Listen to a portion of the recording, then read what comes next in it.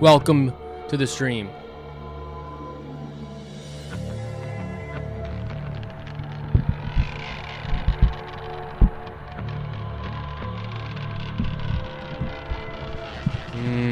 I'm tired. I'm tired of being a man. I'm tired of putting up with all this bullshit. But mainly, I'm just tired.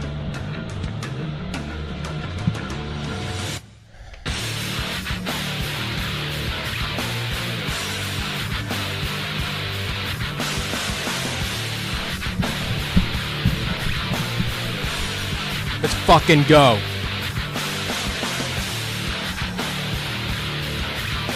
Wick has built me a jungle gym to play on. Let's go fucking swing from the rafters.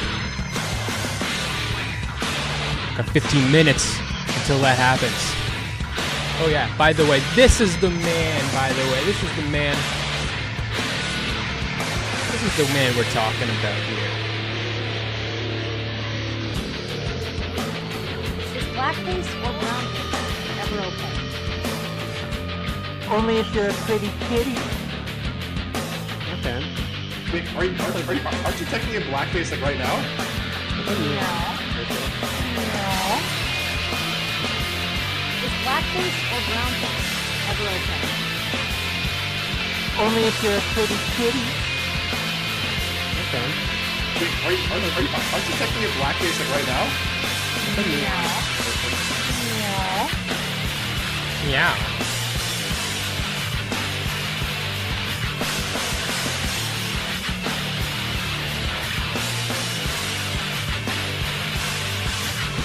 Let's fucking go. Okay. Get that fucking way.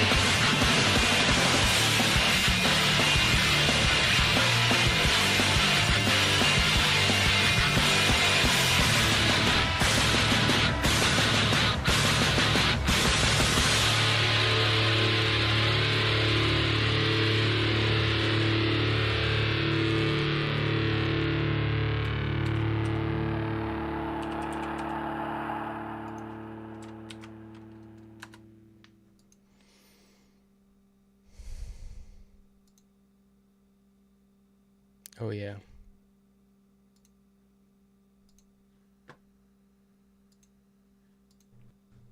Is blackface or brownface ever okay?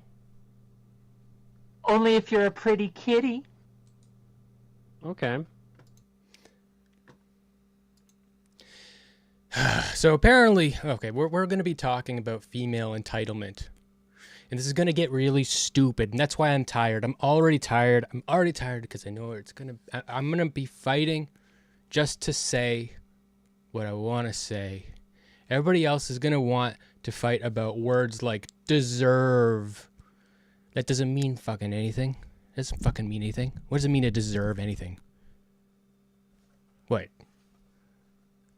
Why does anybody deserve anything more than anyone else in any way? It doesn't mean anything. It's just a way for us to impose ourselves rhetorically. But really what it comes down to is large gametes and small gametes. And the female entitlement comes from that.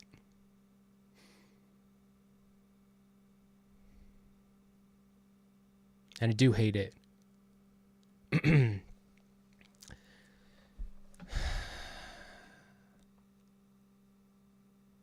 And I think it's bad for women too.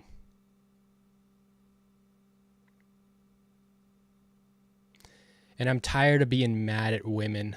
I really don't feel mad at women right now.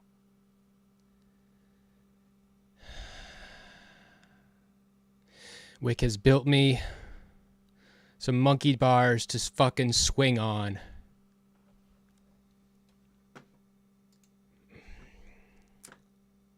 I guess that makes me a fucking monkey.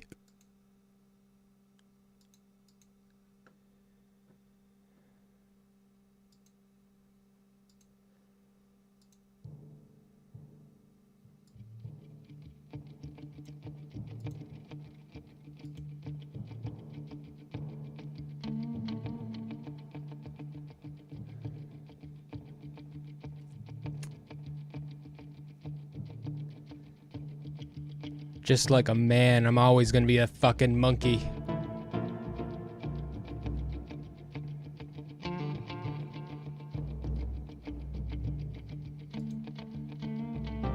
Typical man. Monkey mode. I need to get my vitamin C in.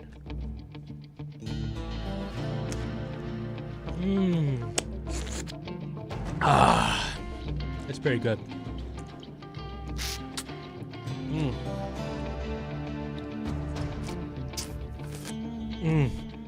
Vitamin C.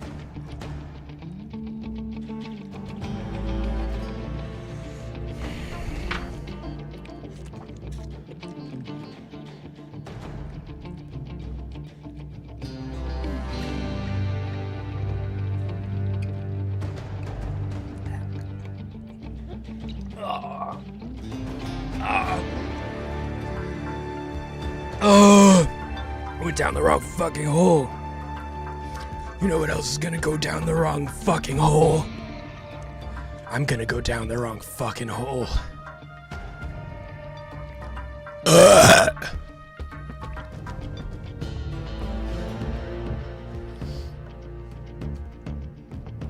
Entitlement exists because men seek one thing. It gives women the power.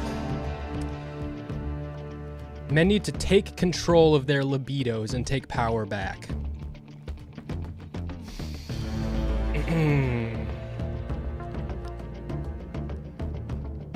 So, in a world where men are horny, women will abuse it, and it's the man's fault for being horny. Well, you know what, honey? I don't agree. I think that is a woman's fault for taking advantage of a man's horniness, and that her withholding sex to gain an advantage in any social situation is definitely abusive. It's probably something that we shouldn't tolerate within society. And also, yeah, to throw you a bone, it's fucking bad for women.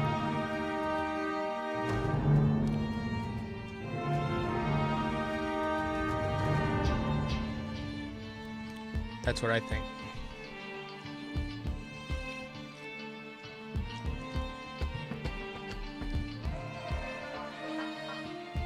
But pregnancy.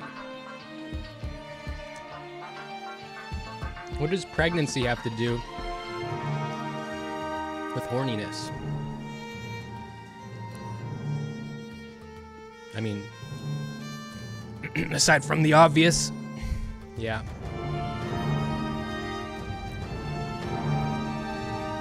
We clearly need to take care of women. We need to take good care of our large gametes. They're so much more important than us. They're so much more crucial, and they're so much more vulnerable, but they're so critical to our survival and to the human race. We need to take care of them, and we need to protect them, and we need to do good by them. And I don't think exploiting men is part of that. Wick sent out a message. We can all jump backstage. But I don't like the pregame riff-raff talk. Like, oh, we're shooting this. Oh, Wick, are you racist because you said the watermelon Twitter? Yeah, you said you made some comment on Twitter like watermelon Twitter, referring to black Twitter. It's kind of racist, and that's coming from me.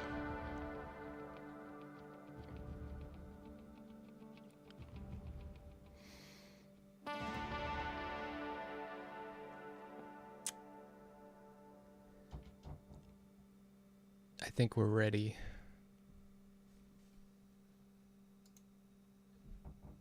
I'll fucking ask him about his watermelon Twitter. I'll ask him.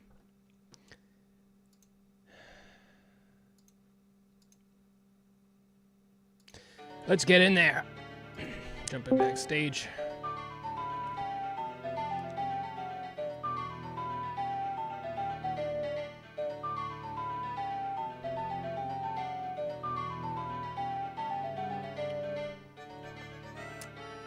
You don't like how Wick treats me? That's because you know how to treat me right, Ethan.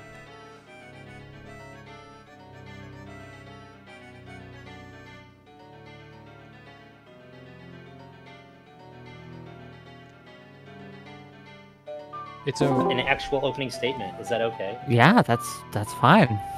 Cool. Smeth, what's Hey, up? Smeth. what's up? Every time I see your profile picture, Bigot cracks me up. Well, you're gonna be. I forget about it every time. You're gonna be there's a treat in store for you when my paper comes out of the commission I've gotten from Shaylin is gonna be even Is it more. that version of you? It's a lot better than that. Oh my goodness. It sounds intriguing. As It's a third party. It's a portrait of me turning into Max.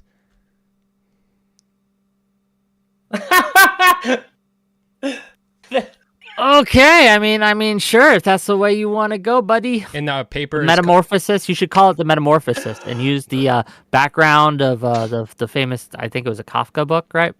And just overlay it on top of that. the paper is Be called fun. Becoming Max. Wick didn't It's not say as anything. not as good as Metamorphosis, but I thought you were gonna frown or something, and the absolute lack of reaction just killed me. I mean, yeah, he's. Uh, I ain't his dad, right? Like Smeth can do what Smeth wants. Yeah, Max is my dad. Okay.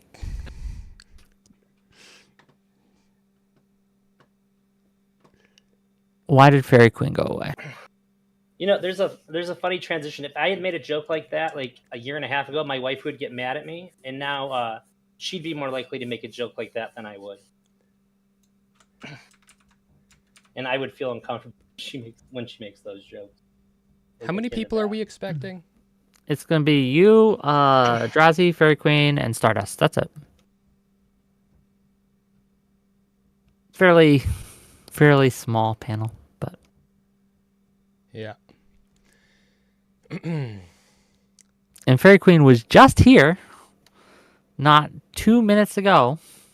I don't know why she jumped out. So are you Probably racist? Are you racist because you said watermelon Twitter? I am not racist, but Okay. Someone in my chat has told me that it was a reference to One Direction. One Direction. Oh yeah, someone in my chat. Let me find it. It said maybe it's a One Direction reference. Watermelon sugar. No. Watermelon Twitter is pro-Palestine Twitter. It is the pro-Palestine, super anti-American side of Twitter. They use a watermelon as their emoji because it looks like the Palestinian flag. It shares the color, so it's a Palestinian flag. So That person's racist.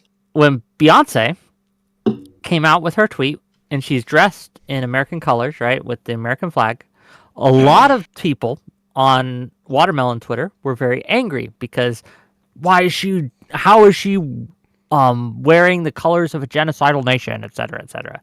So I made a comment. Oh man, Watermelon Twitter must be seething today. Did you do that on purpose? No, Because she is black. I didn't even think of the other the meaning. It didn't even enter my head that it might be another meaning to It's it. funny Right? that you didn't think of it though. It is. Funny. I know it's a comedy of errors. It's like a sitcom almost, right? Like they thought I meant what? Kinda Imagine deal. viewing everything through the lens of a conflict. Everything. To the point to where somebody else can't even wear certain colors. Well, I know. that's like Oh, a conflict really? where someone has to win. Because everything is a conflict, and this is a No, I conflict mean, like, where imagine only viewing I. everything through a specific. Wick has built me. I was just saying this. Wick has built me a wonderful jungle gym. I'm gonna climb all over it. That's what's about to happen. What is going on? Hold on. Why is Stardust not here? It's 6:00. Hello. Oh. I think we're on women's time here. I'm just kidding. Speaking of entitled, damn. Okay, give me a second. Yeah, I apologize. My computer died a second ago. There's Oh something... no, you're fine. I got no issue with you. I'm waiting on Stardust. Hold on. We're gonna give her another minute, and then we're gonna start, and we'll use. It might be just you versus the boys today. We'll see. Okay. I can't say this on stream, but I used to make a lot of like domestic violence jokes because my wife likes them and she plays into it. And when we moved to the city, like everybody knows us where we were because we lived in a rural area. We moved to the city and she brought some corn over to our grocery cart. I was like, that's the wrong corn. And she was like, don't hit me. And some dude just beamed at me. I was like, we can't joke. Nobody knows us here. We can't joke like that. That dude was like about to beat my ass. And I was like, and she's much smaller than me. And we fucked around a lot. So she's good at that. That's funny. I think it's funny. That's funny. Okay. Everyone is here at least. Stardust. Hello, sorry. It's Hi. okay. Hi. Sorry, I got lost. Thank you for sending me the server invite. I'm all in like good. 300 service. I understand. Give me a second and we'll get started. You guys all know the drill. I'll introduce the topic. And then, you'll each get an opening statement. Brief, concise, please. Introduce yourselves and we'll get right on it. We're running late, so let's get started. Okay. Welcome, one and all, to yet another episode of WhickTV, a cross-ideological space where we come together to talk about issues both political and cultural, from the silly to the serious. Gang, I know we're starting a little late. The women were late, right? That's just, they feel it's okay to be late. But that's okay. We're going to get into it. It's going to be fun. And today we're going to be talking about women's entitlement. Do they think they deserve more than they deserve? Recently, I read an article, and I'm going to read a couple passages from that just briefly, kind of set the stage. One of this, and this was on an article in a book published about 2008. It was based on this article. This is what it says. It's hard as a woman not to have drilled into you the notion that no matter how objectively ordinary you may be, somehow you deserve to be with the creme de la creme of male companionship. Do men get this kind of advice? You deserve to be with a supermodel? You deserve to get blowjobs every day? You deserve to be with a woman who will fly around the country and go to football games with you? Not as much. But for women, it seems that desire has become the new deserve. And that's what we're going to be talking about today. So, without further ado, let's toss the ball to ElderDrazi and we'll get started. ElderDrazi, what you got? All right. I actually have prepared opening statement here. In the wake of this new progressive era, we have declared God to be dead, and with the death of God, we have cast off the shackles of the old, and while men grew stronger, having cast the weight of the chains aside, the women have painted their chains gold and wore them not on their hands and feet, but rather around their necks. And unfortunately, it has cut off circulation to some crucial areas of the brain. Women who follow this idea that they deserve exactly what they want in a partner tend to seek out the material desires and appearance they want from a man and then work backwards from there. When the guy ends up being less than what they had in mind, they inevitably break up, and the idea that I deserve better is reinforced. To quote the great poet of our time, Bo Burnham, I won't settle for less than perfect.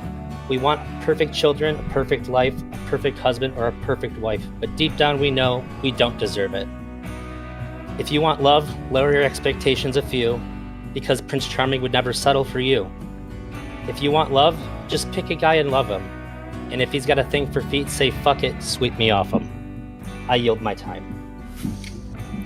Poetry, gang. Poetry. Thanks for being here, ElderDrazi. I guess we'll see how it goes. Next up, we have the one, the only, Queen of the Fairies herself, Fairy Queen. What you got for us? Hi everyone. I'm gonna try to keep this brief. I've heard people complain within these spaces about women's entitlement in regards to dating and sexuality. And I'm here, and I thought about this metaphor today as I was prepping for our conversation, and because we often use the metaphor of the dating market. We think about sex, sexuality, and marriage. It's often discussed in terms of market economics. So to push the metaphor even further than it usually is, I wanted to use this as a metaphor to explain why I disagree with ElderDrazi and Smeth. Imagine for a minute that you live as a neighbor in a neighborhood, and down the road you have a friend whose name is Molly. And Molly has a beautiful house. It's a unique little house. She's spent years painting it. She's painted little gold birds in the bathroom. She has special doorknobs. She has a garden that she's pruned for years, cherry trees, the works. Martha wants to sell her house. But as Martha's trying to sell her house, she has two people that she's trying to sell her house to a handsome man who has a good job, who's very nice, but she's not really sure if she wants the house. Or there's a second man who comes to her door and says, you know, the price for this house is way too high. I know you think that these gold birds in your big backyard is so special and so wonderful, but really, as a homeowner, I don't really care about that. In fact, most house buyers don't care about your garden or the doorknobs or the little gold birds that you've painted in your bathroom. And really, you would be happier if you just sold your house to me at this price instead of waiting for this extraordinary price for somebody else to buy your house. And so I want you to think about what you want as the neighbor to Molly. Do you want Molly to sell her house to the man that is beleaguering her front doorstep, telling her how much her house sucks and how she should really devalue the house and sell it for a lower price? How does that benefit you? Because here's what will happen. If Molly sells her house to person B, then what happens is not only is her house value devalued, your house is also devalued. And not just your house, but the value of every other house that is on that neighborhood street is also devalued, because now you've sold that house for a lower price than what she actually believed it was worth. And so I want to lean into like this metaphor, and we could talk about it more. But I think that what ElderDrazi and what Smeth, I don't know what Smeth is going to say, but at least what ElderDrazi has said tonight, I don't think that it's merely bad, because I think it's because it's bad for women's personal happiness as you like looking for a dating partner. I think it's bad for women in general and for society in general across the board for women to be less picky and less choosy. Okay, thank you for that. Hey, as long as I get to play in the big backyard, I'm good. Okay, we love big backyards here. But thanks for being here, Fairy Queen. We'll get into it as we go. Next up, Smeth. Go ahead. All right. I agree. I think it is bad for women to be less picky and less choosy, and it's good for them to be more picky. And I don't think it's good for men. I think it's bad for men. I think that women are... the whole concept of who deserves what is not... It's just a very abstract, doesn't mean anything. But in reality, women, the large gametes, have a lot more power in the reproductive choice process. And because of that power, it is leveraged in a way that makes men feel like shit. And a lot of men grow a lot of resentment because of this. And I think it is a source of a lot of misogyny and hatred towards women and resentment. And I don't like it.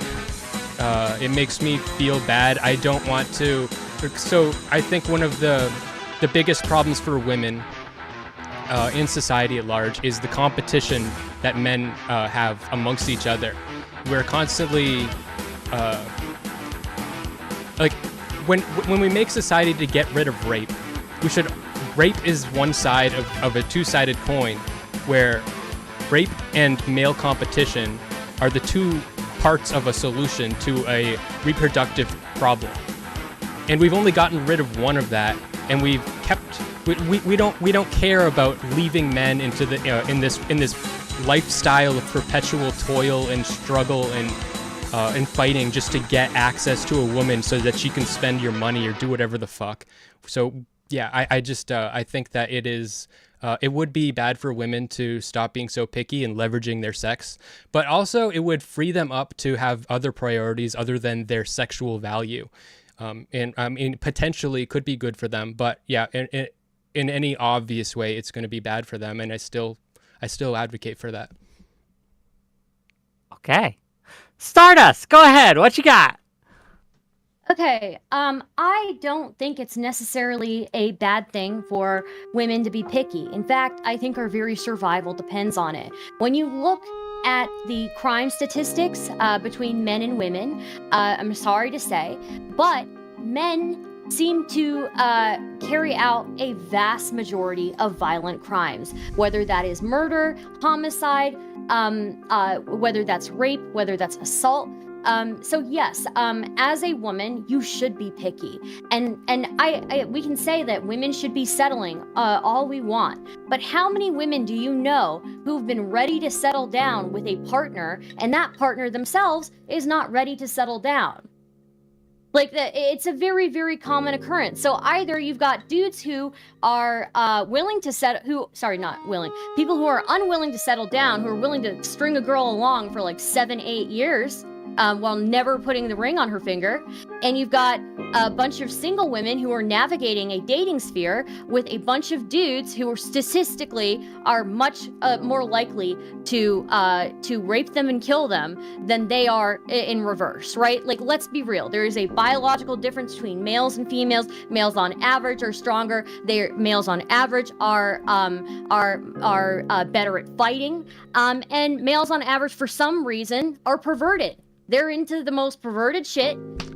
They are into they I don't know why they have to fight with each other all the time. You can say, oh, men are expendable, all of that. Who's the one who created that problem for men? Other men. That's your answer. Yeah, women have to be picky. This whole don't be picky thing. Well, if we stop being picky, then a whole lot more of us are going to end up dead in ditches. So that's my thought on this one. Well, we're going for the extremes right off the bat. Gang, we're going to open this up.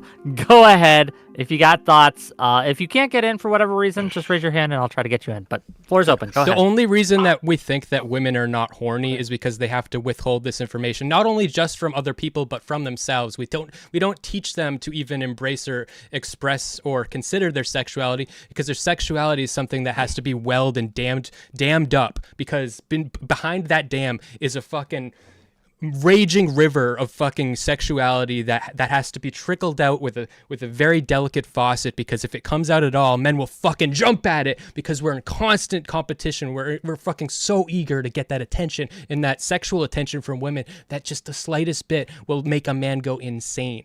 And that's the world that we live in. You don't think women are horny? I absolutely do think they're horny. I just said I think that there's a raging river of horniness that is dammed up. That we Sorry, don't... I thought you started with the reason why we don't think that women are horny. Yeah, is because they have to repress it to protect themselves from men. We don't teach them how to be sexual people. We don't encourage it. They're like, women don't even know how to like masturbate well. Okay. I guess noted, but I guess not I want intuitive. Yeah, I want to redirect a little bit. And ask, right? With the rising rates of unhappiness across the board, right? With the rising rates of loneliness across the board, right? Should women settle more? Like, I run into a lot of women who will tell me this, right? That they can't find anyone worth their time, right? But then when you dig into it, turns out they have 3 or 4 guys that are more than willing to get with them. They just don't want those specific guys. They want something else. So would it be good to lower our standards, women? What do you think? No, I think that the loneliness problem that men are talking about is something that women have always had. There's always been a loneliness problem for women. We just accepted it as status quo. So for women, what our loneliness is that we still, even though we have entered the workforce, we still do the brunt of the household work, the domestic labor. We still do the brunt of the child rearing. And on top of that, we're working equal amount of hours as our male counterparts, even though we're not getting as paid as much as them usually, because we take off more time to deal with domestic duties, ironically. So yeah, we can talk about it, but like, men have an average of like, I think it's something like 10 more hours of free time per week than their female counterparts when they're in a marriage. Women I have seen move countries, move cities, move states to go be with their male partner, leave all their family behind. That was the tradition for a huge part of human history, was for women to be given away by her family to the family of the man she's marrying. And guess what? She's not going to see her family very much anymore. So you didn't think there was a loneliness problem then? So you're saying there that... probably was. Are you saying that marriage is bad? And today, women women are, have more rights than ever. Women are sharing more domestic labor than ever with their male counterparts, and we're still getting the raw end of the deal. We're still dealing with the fact that we still are doing the brunt of the domestic work, the brunt of the child rearing, the brunt of all these other things, and our male counterpart gets to come home and drink a beer and watch TV when he comes home. And yeah, don't even get me started on stay-at-home moms. So go ahead. This is kind of silly. So part of a lot of what you're describing right now is women not feeling entitled to the correct thing, which should be negotiation power in a relationship.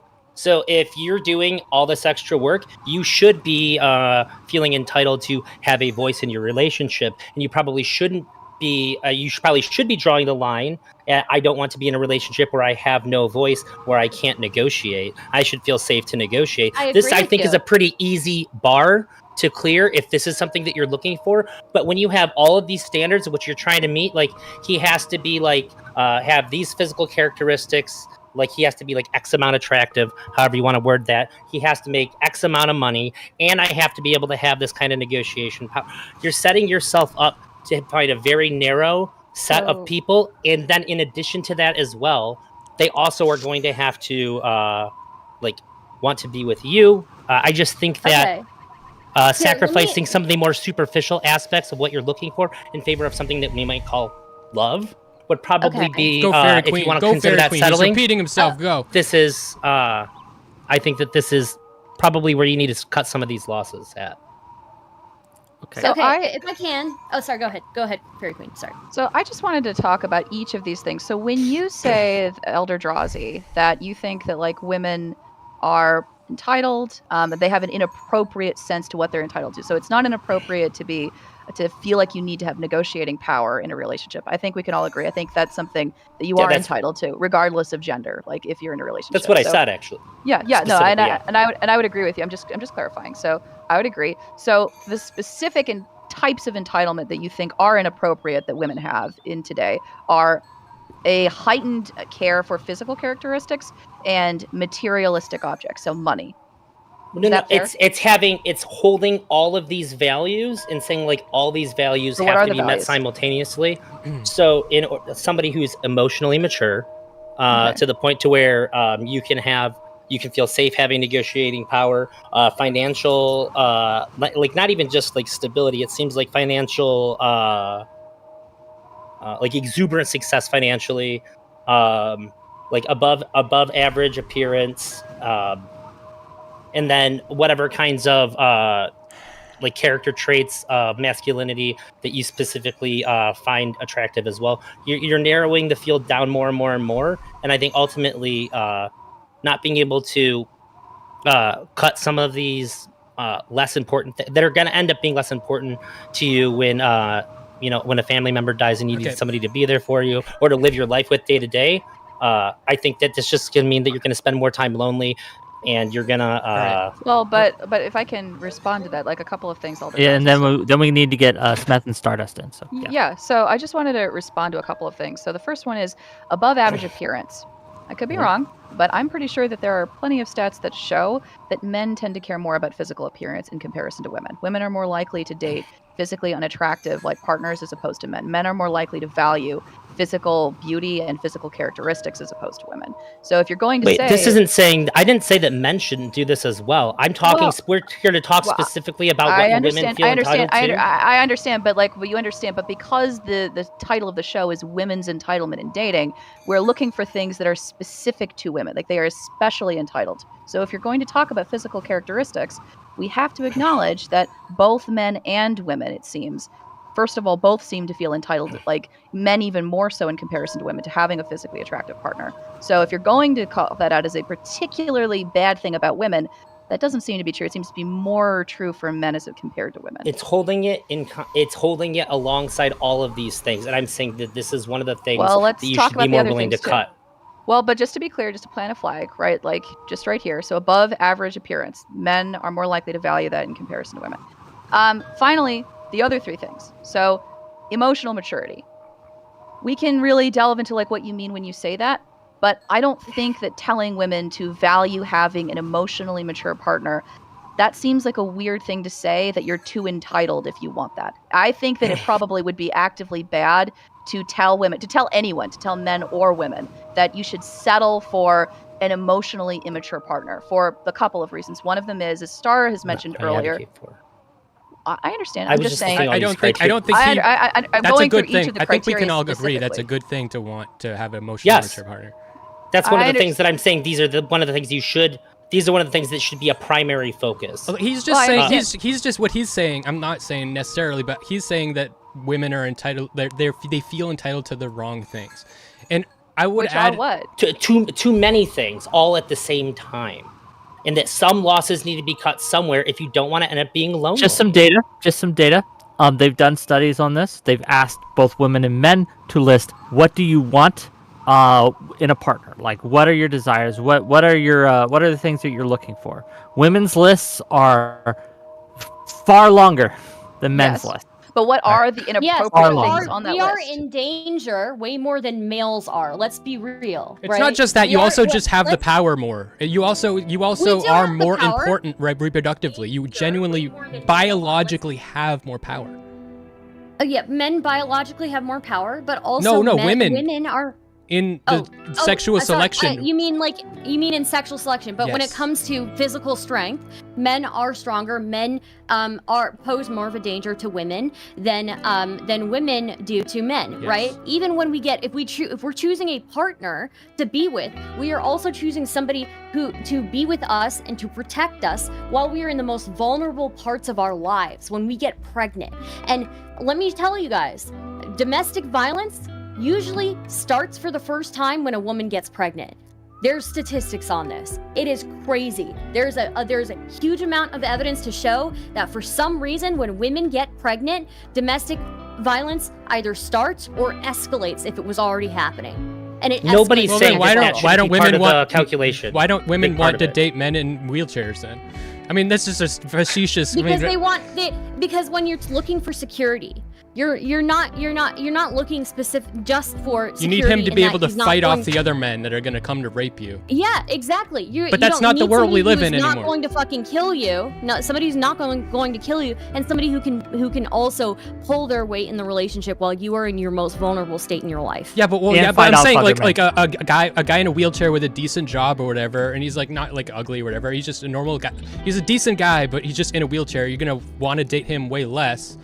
I understand you're not gonna have as good sex. You're not being able to do things together as much. I understand, but is he gonna be able to help you? But it's not because of the kids? protection. You don't need the man to really. You can just get it. You shouldn't depend on your man to protect. You should get a gun. You really should. Okay, I'm going to just real quick. I am going to Yeah. prioritize super chats today because I'm trying to make enough money to get Dragon's Dogma 2 tonight. So if you want to give me money to get Dragon's Dogma 2 tonight, please consider super chatting. So I'm going to prioritize those. Let me read them off. $2 from Testicle Johnson. Notice there are 3 men and 2 women. Sexist. Thank you for the $2. And $10 from the Observing Otaku. Stardust, your gender has the opportunity most of the time to get a dependable guy, but most squander it for the feminist lie or someone who is much more valuable than they are. You're privileged. Okay, thank you. Let me just ask. Can I just ask a question? So there are a couple of things that I really want to respond to what you're saying, ElderDrazi. So what you're saying is it's not just one of these different traits; it's all of them in connection, right? But which is fine. But I would say 2 things to that. One, it's too much. Okay, essentially, is my argument. Okay, well, a couple of things, right? So, number 1, because we are the sex that assumes most of the risk, in terms of pregnancy, assumes most of the risk, is more likely to become that we are more likely to be single parents. We take on the physical burden of pregnancy in the first place. It makes sense for us to want to be choosier. And not only that, if you're going to say that we should be less choosy, you've mentioned loneliness as an example. But whose loneliness? Men's loneliness? Society's loneliness? Women's loneliness? The specific woman who's being too picky to find a person. Well, but can I jump in here? Because you're asking me the question. Well, but okay, the reason I'm asking you this, right? As I understand it, in comparison to women, men are far more lonely in comparison to women. Okay, sure, but that's probably the case, but I'm specifically talking about do I think that women are too entitled? And when we're talking about the kinds of women that are in the example piece, if you have all of these things, yeah, you're probably going to end up being single. And if it is a priority for you to have a family, to especially if one of your priorities is financial success, having somebody who's not as financially successful and being in a live-in relationship so that you can build wealth together is going to give you a much greater edge if you do that earlier in life than later in life. I just think there's a misalignment of priorities. I want to challenge a couple of things. So one of them is the idea that single women are less likely to be happy. Again, didn't say that. Well, but lonely. But right. And all the but things that come along with being lonely. Right, well, like being sad and unhappy, right? Like that would be Well, a side effect, surely. Part of it is, like financially thriving. Like I said, even if you have somebody that's not super financially successful, having another person who's living in the house, I helping understand. contribute to bills and all that I is part understand. of The it. point that I'm trying to like elucidate here is if we're concerned about loneliness, right? If we're concerned specifically about these women on average today in society are thriving far more than they have been in the distant past. We are more likely to go to college. We are more likely to graduate from college. We are more likely to graduate from high school. Rates of teenage pregnancy have dropped precipitously. Rates of there are in many ways women are flourishing today.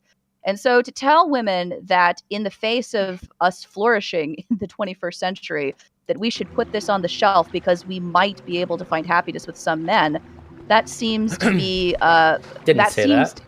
Well, but I It's like every single argument that I've made you've mischaracterized and try to hold me to account for. I'm not when I don't feel like you've properly framed any of my arguments. I'm not trying to mischaracterize you. I'm trying to like look at. You're saying this is the bag. I understand you're not trying what... to, and I'm taking that in good faith and trying to inform you that you are, and I have, and you've sort of like moved past that each time. And just right now, your response to me telling you that you are is saying I'm not trying to, but like you're not really remedying it either. Okay, well, I'm telling you bluntly. I think that you telling women to shorten their lists is not just bad for men. Is not just bad for women. I think it's bad for society. That's what that's my short response to it. I know Smeth is trying to get it. I don't have the statistics right in front of me, but I hope you can just trust me on it's not that big of a claim. The men are way more lonely in their 20s, and women are way happier being alone in their 20s. Then when you get to age 30 and beyond, then women who are not dating and they're single become way more lonely, and men who are single at 30 stop being lonely. Like a lot of them stop caring about dating, so it completely swaps. So the dating choices of women actually fuck them over later in life when they're going to wish that they actually had a partner. Yes, but like even if that's true, even if I were to accept that, do you think it's better for society at large that we encourage women to remedy that by choosing to date men who they otherwise wouldn't want to be with? It's complicated. So just we need really quick, like we need one sentence. I'm not advocating for society at large. I'm advocating for the individual here. Continue. Well, Smith. I'm advocating for society at large. Okay, here's the issue. Sorry, Smith. Let Smeth go. I know that Stardust feels entitled to interrupt you, but we're gonna give it to Smeth, and then we'll give it to Stardust. There's problems with men, and we need to fix those problems with men. But I think that the pickiness that men are upset about, and it's I mean, honestly, if you're an ugly man, you can find a woman. If you are a poor man, you can still find a woman. It's harder and stuff. It's just that it is possible. It's just that men feel devalued and pathetic and just unloved. That's the feeling that you carry with you just by being a man, and you feel that all the time. And when you see women getting just by being a woman, having a vagina, being pretty, putting on makeup, and then everybody loves her and gives her attention, it makes you really, really hate women deep down. And that's what we're really talking about here. Women do have more risk. But the matter of fact is, men are stratified on the like dumber and smarter end of the spectrum. Women are like a little bit above average in the bell curve. Okay, but that's because men take on more risk. Okay, men do risky shit. Women don't go for men that don't take. Women don't go for the low risk average Joe guy, especially when their sexual selection like power is so high, when they're like peak fertility in their like fucking early 20s and shit. They're not going for, they want to get what like some guy who's like taking on a lot of risk. That's the type, and those guys are more likely to be abusive. So I think that there are plenty of low risk men that women could go for that they just don't go for. Yeah. Okay, if I can, all right. Let me just read you some statistics here. Okay. This is 2011 statistics from the FBI, all right? Males constitute 98.9% of those arrested for forcible rape. Males consisted of 87.9% of those arrested for robbery. Males constituted 85% of those arrested for burglary. Males constituted 83% of those arrested for arson. Males constituted 81.7% of those arrested for vandalism. Males constituted 81.5% of those arrested for motor vehicle theft. Males constituted 79.7% of those arrested for offenses against family and children. Males constituted 77.8% of those arrested for aggravated assaults. Oh yeah. With these statistics, that you have to think. Yes, you're talking. Smeth was talking about like, oh, women can just put on makeup and everybody loves them. That's not necessarily the case. Also, right? we should hate men, is what you're saying. We should hate them. We should hate men. Fuck not them. Hate men, but we shouldn't hate men, but we should be scared of them because they're scary. Okay, men are more aggressive. So It sounds like you're making a case that no women should date them ever. So when men feel bad because they feel like they're so I'm pathetic making and the case that, worthless. like, women should be picky. Okay, one at a time. Okay, Stardust, finish up. I let everybody else speak their piece. Okay, don't interrupt me, or I will change these crime stats. Okay, I will make it a little bit more skewed in women's direction. Anyways, so when we're talking, Smith is talking about like, women can just put on makeup and they're loved. That's not necessarily the case. Most men don't even know the beginning of the amount of effort that women put into their appearance. It's like your whole fucking life, right? And you start doing it from a pretty young age. And you know that your entire self-worth is based off of your looks. Women have no idea the amount of effort that men have to put in to have value in society. Smeth, let me finish. Nothing. The amount of effort you need to put in to have value in society is nothing compared to the amount that men have to put in. You have no fucking idea. You have no fucking idea. Please shut up and let me finish. I didn't interrupt you. And Little tiny small gammy. A prime example where I let you speak and you are not letting me speak. So, well, then fucking interrupt me next time. That maybe I will interrupt you. Maybe I will do. Maybe I will do one of these aggravated assaults. Okay, maybe I'll give women a little bit more percentage there. What I'm saying is that that is such a surface level criticism to have of women when we're selecting for a partner. Again, we are going up against all of those statistics. Again, remember that like 1 in 4 women have been sexually assaulted in some sort of manner, right? And so knowing that also like something like 70% of women have been cheated on, right? So we are going up against all of these statistics. We don't want to die, right? And look, I'll agree with you. When women are much younger in their early 20s and they're like looking for a guy over 6 feet, I think that's fucking stupid too, right? That's like a super shallow thing. But as women get older, I think that women being selective about men is a good thing. And I don't think women are selective enough. I see way too many women who are in relationships, marriages where they never come. There are way too many women who have died without ever having an orgasm. There's way too many women who are married for the rest of their lives in abusive relationships. There are way too many women who are doing all of the housework and all of the child work, and nothing is being done by their male counterpart. So yes, I do think men have it hard. Don't get me wrong, but like, women have to be selective, and I think they should be more selective. Okay, let me get through these super chats before you respond. Okay, we got a few. $2 from Cryborn to say, why are so many men unattractive as partners now? $10 from Zephyr Hash. Comparing men versus women on crime statistics is like comparing men versus women in PP length. Men are always going to commit more crime, but total crime in general has gone down, yet women be scared. And then $5 from Rad Wombat. I love crime stats. Men sound pretty horrible. Can Star please break those down by race so we can know which men to hate in particular? Yeah, we can break them down by race, but it's still not going to change anything. If you look at European statistics on crime, European countries where it's like mostly homogenous populations, even then, men commit primarily most of the violent crimes. So yeah, they also primarily commit them against other men. These aren't violent crimes that are committed from men to women. So I'm just saying that decreases the risk. You're presenting the risk. Okay, that is a but it's not a problem. By men. But what I'm talking about is, sure, you're talking about a problem created by men, but you're not talking about how much of that problem is a problem for women. Well, a lot of it is. It's fine. It's only a third of that is directed at women. It sounds a lot different. Almost 80%. offenses against family and children are committed by males, I think it's very reasonable for women to be cautious and selective. Okay.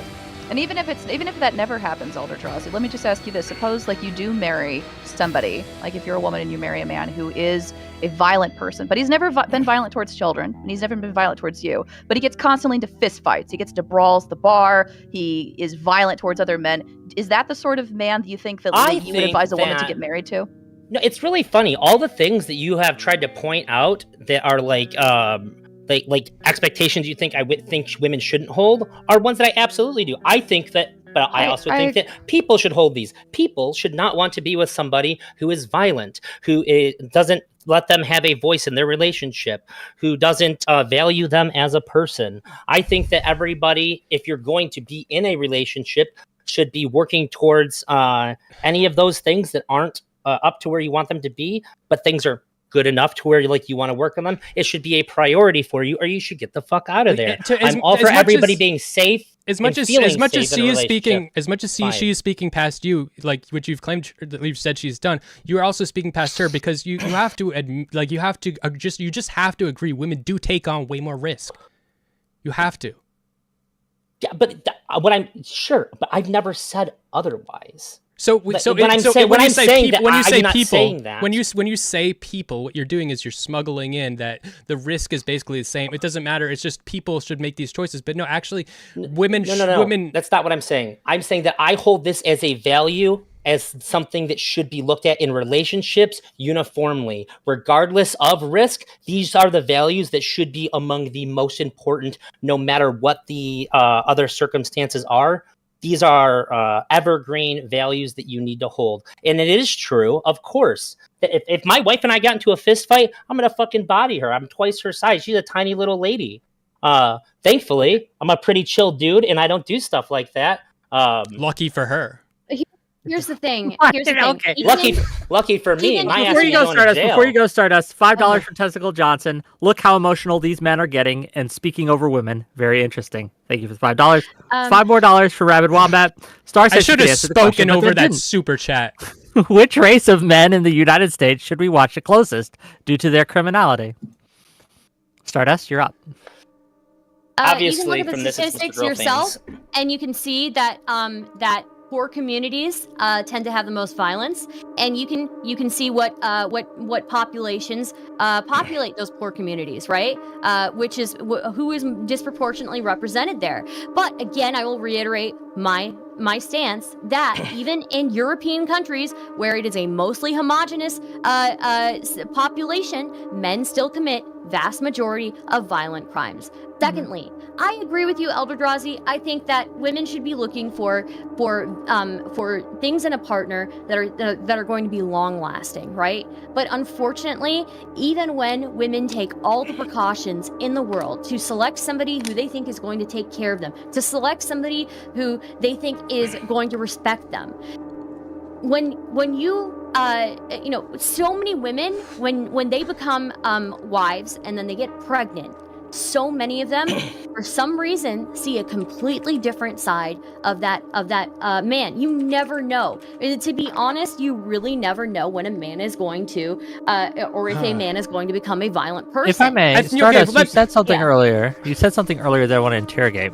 You said that women should pick men who protect them, who are able to fight off attackers, etc. Yes. Right? That's why we wouldn't want people in a wheelchair. Those men are going to beat you. Yeah. And then you were surprised, right?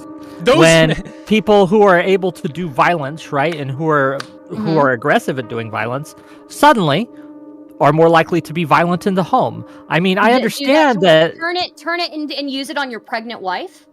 Look, I'm not saying that's a good thing. The guy in the wheelchair trying to beat his pregnant wife. If you date Mike Tyson, you can't be surprised when he punches you in the face. If you have women are more likely to pick like MMA fighters, people who are bodybuilders, things like that. Those are much more likely to be selected by women, right? And they're much more likely to do all these things, right? So it sounds like women are selecting the wrong people. Yeah, women have responsibility in their own. Let her respond. You're completely dropping any responsibility women have. Let her respond, please. Wick. The problem is, I'm not asking for a man who is violent. I'm asking a man who has the capability to protect you if something goes horribly wrong. I'm not asking for a man who is going out and getting into fights and is actually violent by nature. I'm asking for a man who has the capability to protect you if you're both are in an alley and some guy tries to rape you. That's all. Yeah. There's a huge difference between selecting a guy who does UFC, as his main thing, and does fucking wrestling, and choosing a guy who is capable of protecting you. I think Smeth has a good point. If you take on the agency of protecting yourself, maybe that's not as big of a factor anymore. I don't think that. Or maybe we just have to admit that it's not actually about being protected, because you could get a gun and protect yourself, but it's really just about the guns. I think when it comes to guns, and I think it's so funny here because we have so many men on this panel who keep interrupting and talking over me.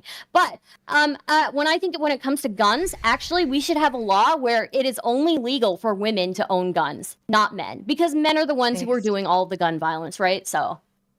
And I'll just a brief throwing this in, okay? So ElderDrazi, women should just take more initiatives to try to protect themselves. They should have a pistol. They should have, and I agree with you. I think that women should own firearms, right? But the problem is that especially with the example that Stardust is giving, right? Am I supposed to have the Glock next to me as I'm breastfeeding my child? Am I supposed to carry it around with me as I'm walking and cooking dinner? Am I supposed to carry it with me as I go out to take out the trash or when he's coming home from work? That's not reasonable, right? It's not a reasonable thing to ask. And what Star is specifically referring to is domestic violence. Did you just give an example where he's not there and can't protect you? No, then but Star if is you're that worried about your safety, you should probably have the gun next to you. A man who is not going to all of a sudden start. No, she literally was talking about while he's on his way home. And I'm just trying to figure out what's actually being said to me, because it feels like a lot of this stuff is nonsense. It's not nonsense. It is. It's not nonsense. No, it's not. Living like okay, I can explain why it's nonsense. Dangerous. Okay, in your head, at least, Okay, so here's the thing. Wick brought up a good point, and so did Smeth, that if you are a guy who a big part of your lifestyle or even your job is being combative or physically aggressive, these are the ones who protect you, and they're also going. You're not listening to me, so I'm gonna. You didn't understand the clarification. You don't know what I'm going to say. You don't know what I'm going to say. You're Stardust, do you disagree? Hold on, let's clear this up. Stardust, no, guys, Stardust, do you disagree or agree? Do you disagree or agree that women are more likely to date someone who's a fighter? Disagree or agree? Someone who's I don't know the statistics on that. Well, that's your intuition. That's what he wants to know. I personally wouldn't.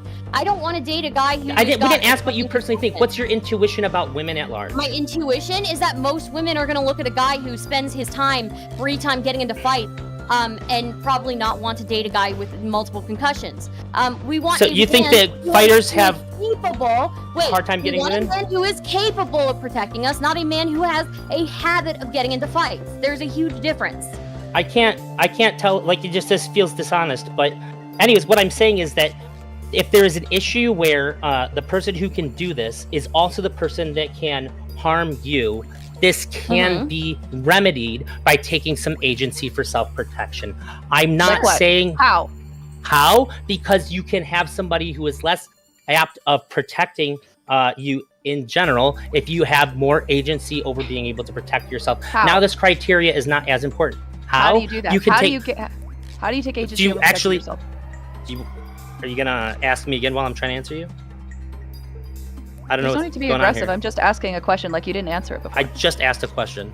I just wanted to know. So you can. He's biding time so we can think of an answer. Okay, hold on. Okay. Ask your question, Fairy Queen, and then I'll let ElderDrazi ask his question. Good? How should women take more responsibility over their personal protection? How do you think they should do that in relationships? In relationship, in a relationship, by selecting for somebody that's not going to be more prone to aggression. You're not going to select somebody whose career or lifestyle depends on them being exceptionally strong or aggressive. And then you can make up for that lack of protection in your partner by having a firearm, by taking what do they call that? You can learn self-defense. You can have like emergency plans if something goes wrong. There are steps you can take to make yourself more safe in pretty much every aspect of your life if it's so important, without having to introduce a potential threat into your life as well. This is why I think this is such a silly So I just huge want to go criteria. through each of the things that you just said, ElderDrazi. So the first one goes with finding a partner who is less likely to be aggressive, who is less likely to hurt you. I would completely agree with you. That is something that you can do. But that is like what me and Star are saying, right? That's like why we are saying that like women should be picky and why women should be choosy. It's to try to find a partner who is less likely to hurt you in that way. No, so that's what ElderDrazi's been saying this whole time too. I've been saying this is one of the entire. I'm saying this is. I have said this is an area where you should feel entitled to be safe. Okay. To feel safe in your relationship is something I consistently said since the beginning. Then we're in agreement. Okay, we're in agreement. Women should feel entitled to trying to be picky and choosy in regards to finding a partner that's safe for them. I would agree with you. I think the women. But it is in contrast to the reality of what women do select for. Yeah, but if you're going to say that, then what you are criticizing women for is for not being picky and choosy enough. For not being in this enough. aspect, yes. Okay, no, I'm saying that the priorities are misaligned. I dropped my fork. So we Very want angry. the unspoken. up. You just interrupted me, Stardust. You interrupted. As soon as a man gets emotional, the women shut him down every single fucking time. Okay. The thing that is going unspoken right now is when men hear this shit about women needing to be protected. Sure, like a lot of men won't even admit it because they don't. We hate that idea. All men, if you've just like been out with friends and stuff, you've experienced something where like a drunk woman, or maybe she's just, I don't know, like not that smart, like picks a fight with a stranger and then gets her boyfriend into a conflict or something like that. Men, we don't want to be I don't want to have to protect. I mean, I understand I'm stronger and she's weaker, and if something goes down and I'm with her, that's what's gonna fucking have to happen. But we don't like hearing that. So we get all this negative feeling when we hear that we're being forced into like combat positions just by so we're like, what do I have to do? Do I have to fucking like become a fighter so that now what do I have to do? And it's just like all these standards and stuff. It scares and freaks the fuck out of men, and that's what happened here. So a couple of things to respond to that, Smith. So I think like, and some other people have made this statement before, like the vast majority of times, like if something bad happens, if somebody breaks into your house, you pick up the phone and you call the police. You typically don't ask your husband to go down with a shotgun to try to handle it themselves. So I would agree with you in that sense. Excuse me? But however, while that's definitely true, doesn't happen. Smith, how that's definitely true, Smith, this is what I would counter you with, okay? There are going to be times where protection doesn't mean you have to be a jiu-jitsu fighter. It might mean I am 9 months pregnant, my water broke, and I am in extreme pain, and I need you to drive me to the hospital, and I need you to make sure that when I am giving birth and I am in labor, that no one sexually assaults me, because there is no one there, and you need to bring me there immediately. Or when I pick up the phone to make a phone call to our school for our child, and the principal or the teacher isn't listening to me because they're sexist and because I'm the mom and it sounds like I'm nagging in the phone, I need you to pick up the phone and to yell at them in your deep masculine voice and to try to advocate what is in the best interests of our child. Likewise, that's what we likewise, need. I think I've had some friends that like it when they're like I've been at like dinner with friends and they'll be like, they'll go to the girlfriend, like, you need to do a Karen right now. We're not getting the service we need. I need you to pull a Karen. They're not going to do anything if I say, I need you to start shrieking like a crazy Karen woman, and then they're going to like give us the food. It's not about being a crazy Karen woman, but unfortunately, the reality is that because we live in a society where women are more vulnerable, women are weaker, and where women unfortunately are disrespected, having someone who has the ability to command respect and to get other people to shut up and to attend to your needs is important. I think women are better at getting women. Actually, I think in a lot of situations have the ability to get people to attend to their needs a lot more than men.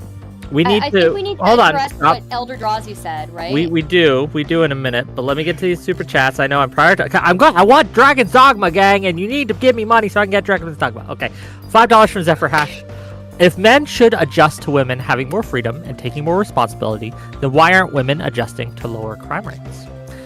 2024, A Gay Odyssey for $2 says, free January 6th Patriots, sub 4 men, talking over Star. Thank you for the $2. And then $5 from Rude Mudcrab If your man's job to protect you, he stands between you and the gun, but you take on the most risk? ? I want to kind of. I understand why we've gone down the track we do, but I want to kind of rewind a little bit and maybe ask it another way, right? Growing up, women are told, don't settle, you deserve the best, right? You deserve a foot rub every day. You deserve the best of the best. If you don't find a man who's going to treat you like a princess, treat you like the queen you are, you don't need him, okay? You just toss him to the side. He's not worth it, right? You need someone who is going to put you on a pedestal, who's going to make you the queen of their world. You know what men are told? Yeah, you just need to settle, right? That's what men are told overall, right?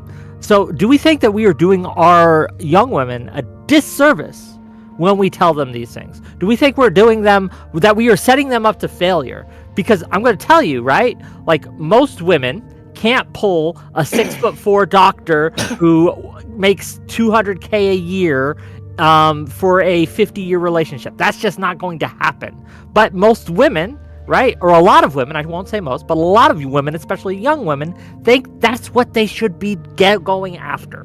And so we have this gap between expectation and reality, and I would posit that it is failing women. And $10 from Cryborn to say for DD22, thank you, buddy.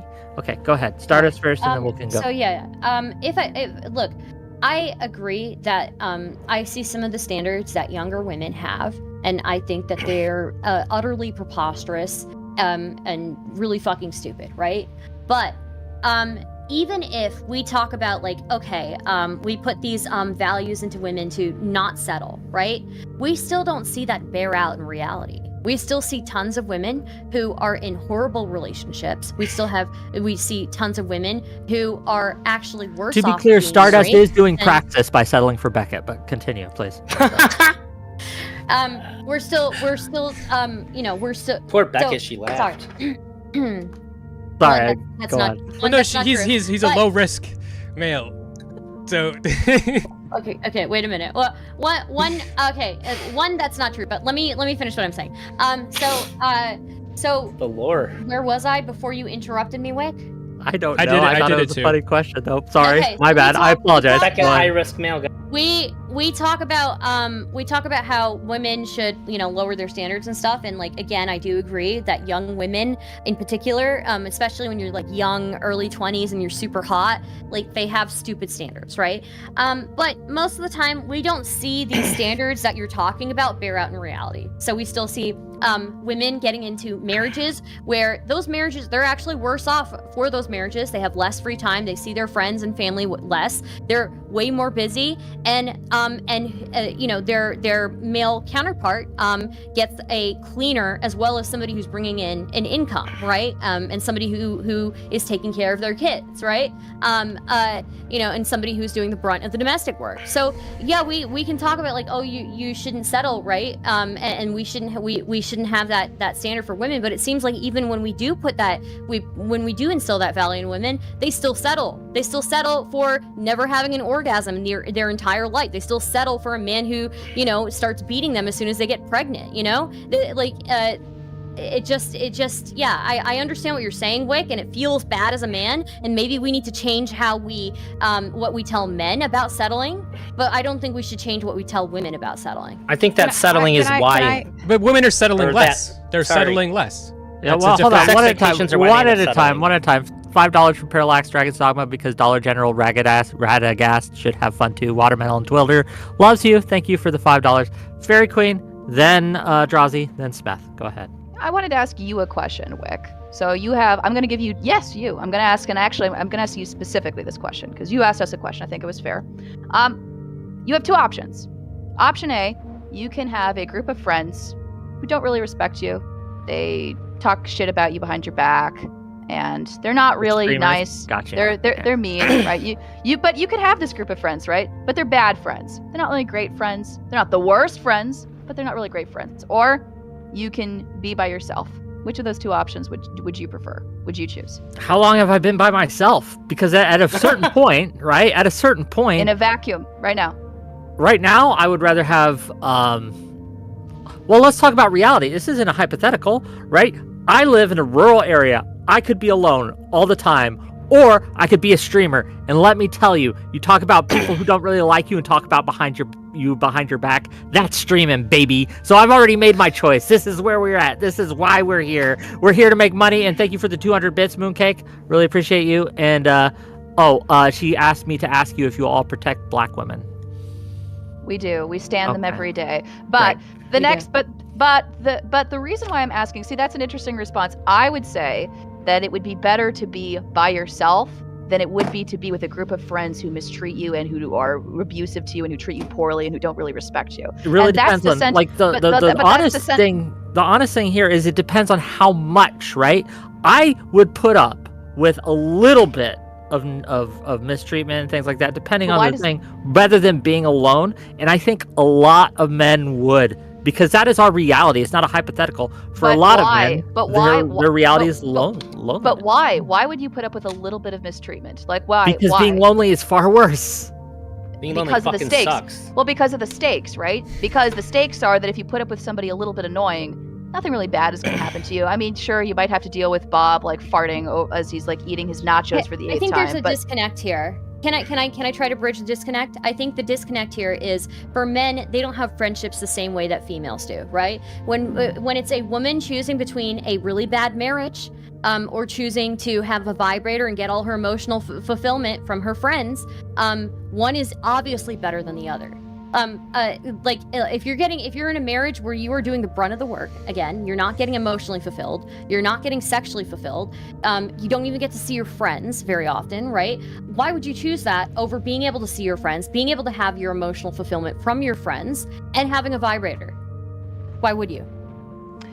And the principle at play here too, like when we're thinking about like why you choose to put up with like some of your annoying friends, it's because the worst thing that's going to happen is they're going to snipe at you over dinner and then you'll go home and you'll be fine. The worst thing that happens, like if you settle for someone and it turns out to be a bad marriage, is first of all, there is the huge risk of domestic violence. There is the risk that you could potentially choose a partner who could hurt you, a partner who might financially abuse you. That's a huge aspect in many marriages. But there's the other problem, which is that I don't like the idea, like from like a bird's eye view, right? That it's better for everyone at large for women to choose to date and to marry and to have children with men who they otherwise would not choose, or to settle, because that's the consequence. That's the consequence of telling women to do this, is that it creates unhappy family structures. Because what happens is that now you have two parents, a mom who doesn't want to be in that marriage, who is resentful of her husband, who's settled with this person, which therefore creates a dysfunctional like family life for the children who now live within that marriage as a consequence of settling, number one. And number two, right, we do this all the time, like especially like with me and my girlfriends, people rag on you for choosing to like date somebody that like is a bad boyfriend. And they do that because like if you are seen like dating someone who is someone who you otherwise wouldn't choose to date, it means that everyone else now thinks, oh, well, now it's easier for you to date everyone else around you in the circle. It's the problem with the house. Men are seen as the status symbol, and men will also rag on guys about their girlfriends, but I don't feel, and this is intuition, I understand, they don't do it as much. I want to get ElderDrazi and Smeth in here, but let me read these two super chats first. $5 from Cryborn. Can't put never having had an orgasm in your life on your partners. True, right?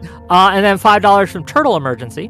To the women on the panel, what are the top 3 traits a man should work on to be recognized as a good potential partner? Okay, Can super chat?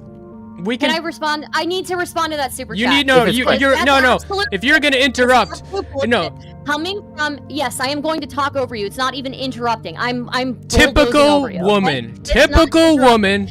Typical women entitlement. Women orgasming. We're talking about women who traditionally, we come from a very purity culture, right? In America, if you come from any fucking religious background, you feel fucking guilty for making yourself come. And the idea of even having an orgasm is a completely foreign concept to a huge majority of women in the world. So yeah, there are majority of women in the world, I'm willing to say, do not come. They die. They spend their whole lives without ever having had an orgasm. Okay, then fucking come! then let's stop treating women like shit. Maybe we don't fucking shame women for having sexuality then. Yeah, that's Smeth and I are you're not for that. I promise you. No, I'm responding to the super chat, not responding to Smith. So many of these issues to me make me feel so numb when I feel like I'm being forced to pick a side where because it's so confounding and multi-directional.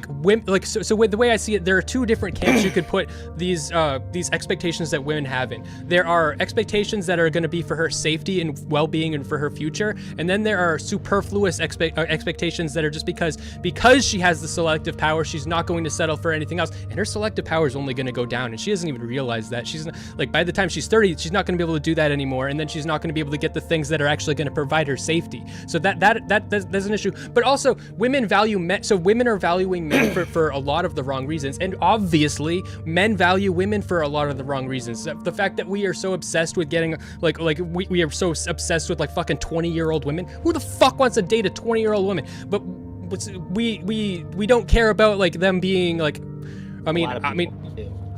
we don't value them for the right reasons. So both of us are not valuing each other from the right reasons. Except the reason that men are so upset is because women have the picky power in dating, and they keep just shaming men and telling men how awful they are. Where it's a complex situation where it goes in both directions. And the relationship between men and women is this thing that's wrong. It's not just men. It's not just men. If I can speak now, I had a couple things written down here, because a lot of people said a lot of stuff. So I think that the high expectations that young women have lead to having worse standards. Like Stardust, you said, well, it doesn't change anything. So I'm saying, yeah, so maybe it's part of the problem. If we think that these high expectations are going to lead to better outcomes, but for some reason they're not, maybe it's part of the system that's failing women. So when you have really high expectations, women in their early 20s, they get a lot of offers from very successful men that they would like to have a relationship with. They get flown out, they fuck them, they dump them, and now they go, oh, well, I went out and met this really successful guy, and he tossed me away. Then I guess maybe these aren't the kind of people. Maybe this whole thing is all wrong. And if that happens to you enough, then you're just not going to have those you're not going to view those expectations the same way. They're not going to develop into standards that reflect those expectations either. So that seems to be a thing that I've heard a lot about. I think you have a really weird, large amount of focus on orgasms when that is also on your end as well. They're the best thing in the world. Women aren't. If you know that you're missing, so let me put it this way: at least if you know that you're missing out on orgasms, then I mean, you can, like you said, you can do things for yourself too, or you can have a bigger role in your actual sex life. Right? I think if you use a vibrator every day... So you have to decide if you want to put I understand. You either have to pick what you want. But this is what... it's not going to change overnight. If you use a vibrator every day, I'm not going to make you come. Orgasms. If you use a vibrator every day, I'm probably not going to be able to make you come. It's just like if a guy jerks off every day, you're not going to make me come. If you want me to make me come, I have to stop jerking off. I'm so sick of this being ignored. If you want your boyfriend to make you come, then stop fucking jerking off, and then it's the same both in directions. I think the issue here is wait a minute, here's something. Another interesting statistic is that not statistic, but interesting finding. I didn't come prepared with orgasm stats, gang. I'm sorry. When it's not a stat, but it was a finding, I believe. When men think about what is bad sex to them, they think about sex where they didn't come. When women think about what is bad sex to them, they think about sex that is painful. Okay, that is a huge breadth of difference between, and that is why it's important. The fact that when we think about what bad sex is. Men don't even think about sex that's painful. They think primarily about sex where they didn't come. For women, that is a fact. I don't believe that finding. I don't believe that finding whatsoever. I believe that. So I'll respond to the super chat and to a couple of things that ElderDrazi said. Can I make my last point really quick? I sat here patiently despite my chat giving me shit for not going in. I just have one more thing I wanted to say that I think is really important. Go in. I think that all these expectations that are getting put on men, and not once have we pointed out that, what expectations can men have? If I'm expected to make $100,000, then can I also say that I don't want to date you because you're too fat? if I don't make enough money, can't you be Yeah, too you fat? can. Because I tell you what, it's a lot easier to lose 60 pounds than it is to gain $100,000 every year. There's just I think that I'm men not worth should be more selective. my skills I aren't agree worth with you, $100,000. I All agree right. with you, ElderDrazi. I think men should be more selective. Well, I wanted to hear Fairy Queen's response real quick. I respect your answer, Stardust. Usually that's not the response that you're gonna get. Yeah, I mean, So- look, you try just real quick. You try telling a woman like I dumped her because she was too fat. You are going to get a lot of flack. Whereas Well, if just a keep it woman, to yourself. I dumped Just her keep it because to you didn't make yourself. enough money, they will like society will be like, no, I get it. They have to be able to support you. It's- Get it, women- girl. women- Brittany no matter- Simon, no Brittany matter Simon, what- thank you for the raid. Okay, Women fair are not enough. keeping No it to matter- themselves how no awful men matter- are and everything they hate about men. No matter what the reason for dumping somebody is, you probably it's probably good social etiquette to not tell them. Oh, I dumped you because you're ugly or you're fat or I stopped being attracted to you or you're not making me come. I was or saying you- men at large. Can men at large say, I don't want to date women that are fat without it being contentious? Women yeah, can they say he's a can. loser I think because he they doesn't should be make able enough. to do that. And then attached to that, is there too high of an expectation? Can women have too high of expectations? If so, where would you and Fairy Queen actually draw the line? You're like, all right, this chick's obviously she literally wants to think- marry only like the King of England or the President of the United States. I think the Where's height this thing is a absurdity really great line? example. The height thing is a really great example because I knew a girl growing up, and she would talk to me about, oh, I want a guy who's over 6 feet, and I'm like, you're literally 5'1". You don't fucking need a guy who's over 6 feet. Guess what? That's a fetish. She ended up dating and marrying a guy who's shorter than her. So I mean, so yeah, I think that standard is so fucking stupid. So yeah. I think Smeth and I are both like 5'11", so that's just we've never been tall enough for it to benefit us, never too short for it to fuck with us. So this is an alien. I just found out about this like recently, like in the last 2 years. Yeah. Okay, I think I think it's fine to be into guys real that are quick, tall. Smeth, it's fine and to be- after Smeth, you're done. It's I'm fine. going to It's pass fine. the ball to Fairy Queen. It's fine to Finish. have whatever preferences you want. I just think that women, when you settle down, you lose a lot of power, especially if you're young, because a lot of your power in society comes from your sexual selectiveness and your withholding your sexual attention, or even just your attention at large. And when you settle down, you lose a lot of power. And I think that is one of the main factors, because I think that a lot of women actually do find people that would be good for them, that meet a lot of their standards, and they still horrifies them because settling down would be a great loss of power. And so I think that it's not just like, oh, fuck you, women. It's we need to empower women so that they don't need that fucking bullshit. I'm a young pussy fucking power. Fuck pussy power. We need to empower women in real power. Okay, Fairy Queen, go ahead. So I wanted to respond to the super chat that I don't know who it was that paid it a few minutes ago, but I think it was the top 3 characteristics that men should develop in themselves. So the first one is the simplest. It's not necessarily the easiest. It's physical attractiveness, and that means go to the gym. That's an easy thing that everyone can do. Everyone. I don't care who you are. I don't care how fit you are. Go to the gym, run more, lift weights, have a good eating routine, have good hygiene, take care of yourself. That's simple. It's not an easy thing to do. It's not easy, to make yourself get out of bed every day at 5 o'clock in the morning to go to spin class, but it's a simple thing that you can do. So that's the first simple fix that you can do to try to make yourself a more attractive and better partner. The second one is quit having an identity crisis and get identity capital. And what that means is stop worrying about who you are or trying to figure out who you are or what it means to be you in the world, and try to do things in your life that will add to you, try to create who you are. That means doing things like go take that crazy internship across the country and try it out. It means try the job, go and chase your dreams, go get a master's degree, do things that provide a concrete credential or that actually add and build into who you are going to be and who you want to become. Focus on getting identity capital. Identity capital, it means things like trying an internship, trying a new job, trying a new experience that will help to develop you in some way, or getting a master's or pursuing a higher education in some way. So that's what it means to have identity capital. Finally, have a goal or a purpose outside of getting married. So I think this has been true for me. I'm sure it's true for a lot of people who've been in relationships where You are really focused. You're really, really interested in your career. You are having a great time. Maybe it's streaming. Maybe you're writing a book. Maybe you have lots of friends and you're really interested. You're really excited about it. And you have a partner, and your partner does not seem to have a life purpose or direction for themselves. Your relationship, their whole purpose is to basically leech off of your star. It's to hitch their wagon onto your dream and to feed off of your energy. That is a killer in any dynamic. In order for it to really work, you have to have and bank on a dream and a vision for your life that exists outside of getting married and having kids. So have a goal, have a purpose, get identity capital, and physical attraction. But those are really good. Like, those are really good, like, advice. But, like, men, we can't hold women to those standards at all. Yes, you can. But they don't do it. They don't need to.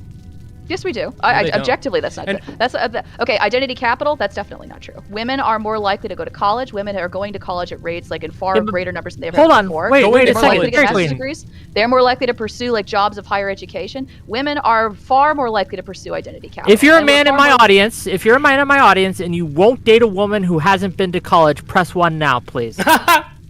Or raise your hand. I probably won't. If you're a woman in my audience and you won't date a man who hasn't been to college, please press 2. Wick, it should be if you're a man and you wouldn't date a woman I think that's what I said. Because it's either that or they're just lying. I only date psychologists. Is lying. It's weird. There is a thing I want to push back on as well. One point, a small point, but this idea that women aren't lambasted for wanting a man who makes a lot of money. That's not true.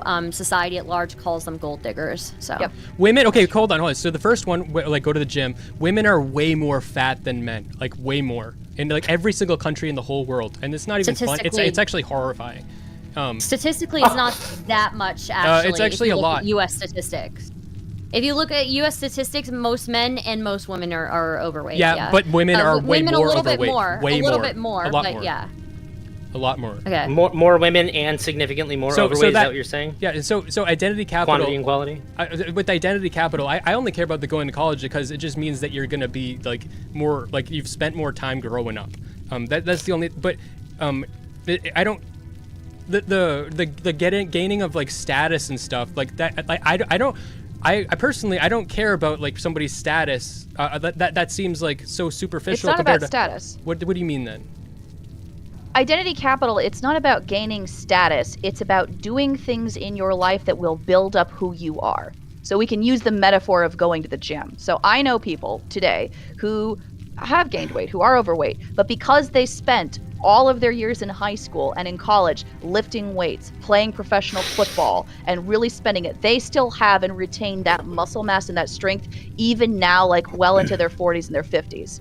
That's what, and that correlates again with identity capital. It might be the case. I agree. Do you see what I'm saying? Yeah, I agree, but it just sounds creepy because of the word capital. But I agree. Would you disagree with this? And this is the Stardust and Fairy Queen. And I'm just really curious because let me ask the question.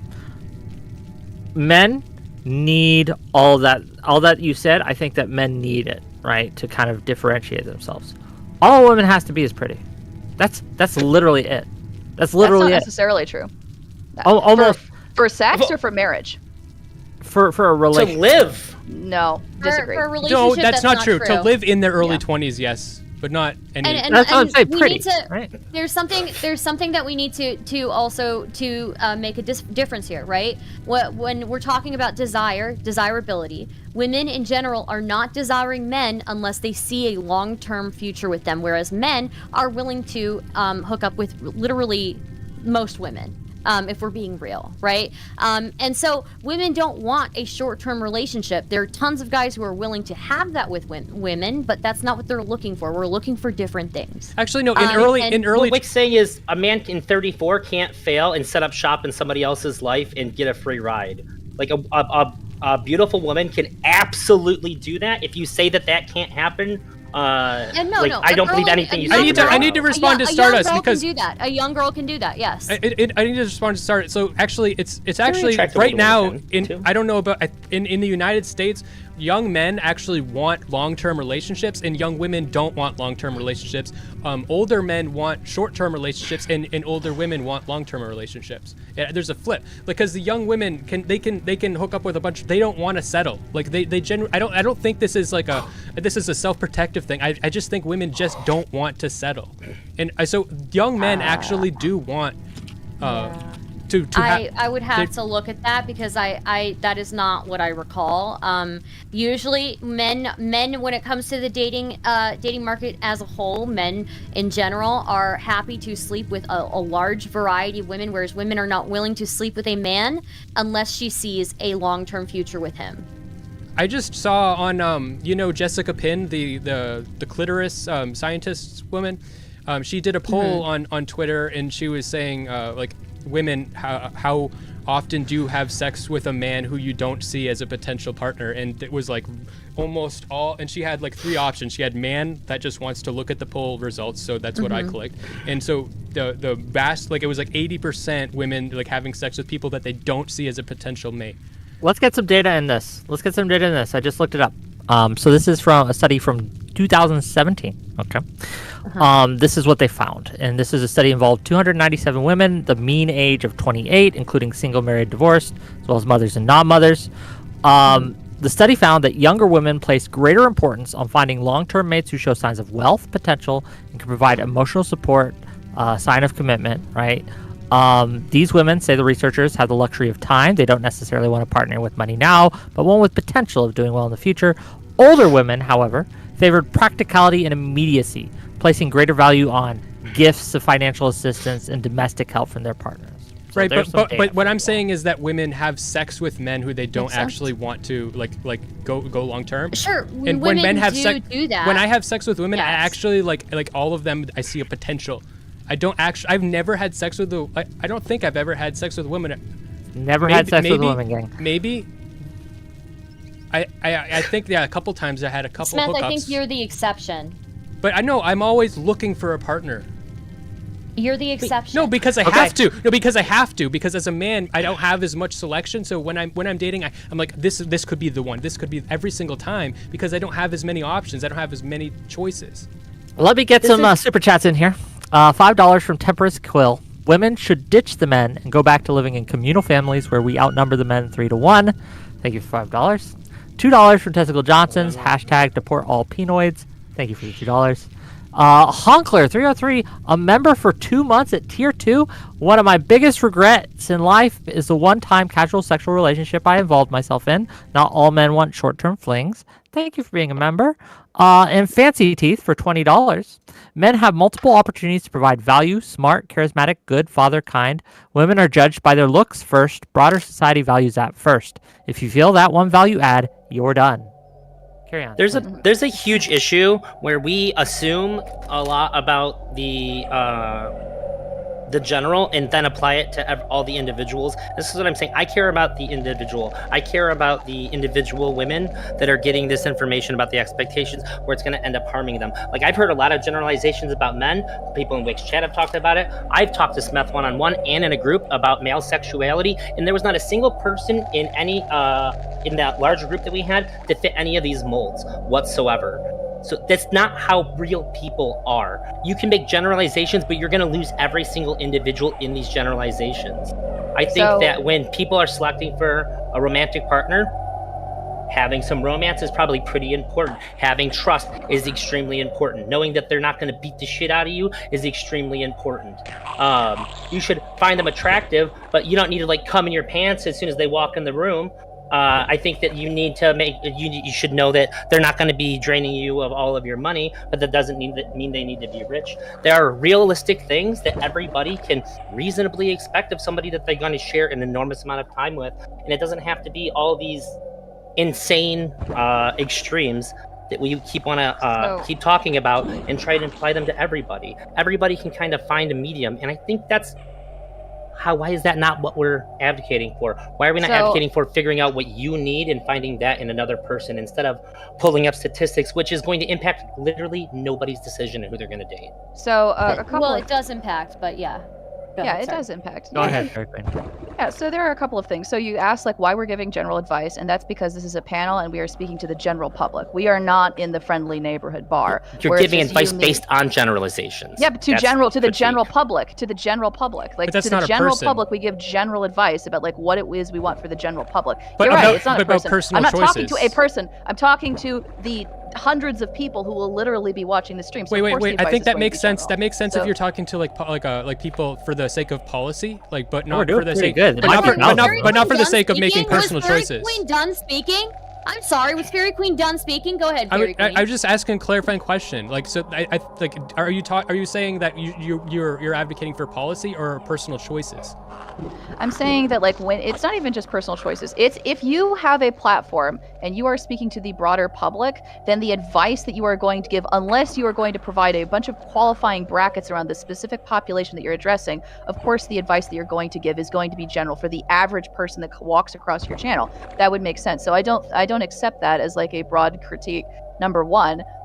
Number two, there is something I wanted to address, ElderDrazi, like regarding like personal choice. So like you mentioned, like these women will become sad, and you're worried for these individual women who will become sad because they have these enormous expectations in their early 20s. They put it off, and then they I didn't say hit the sad, wall. but okay.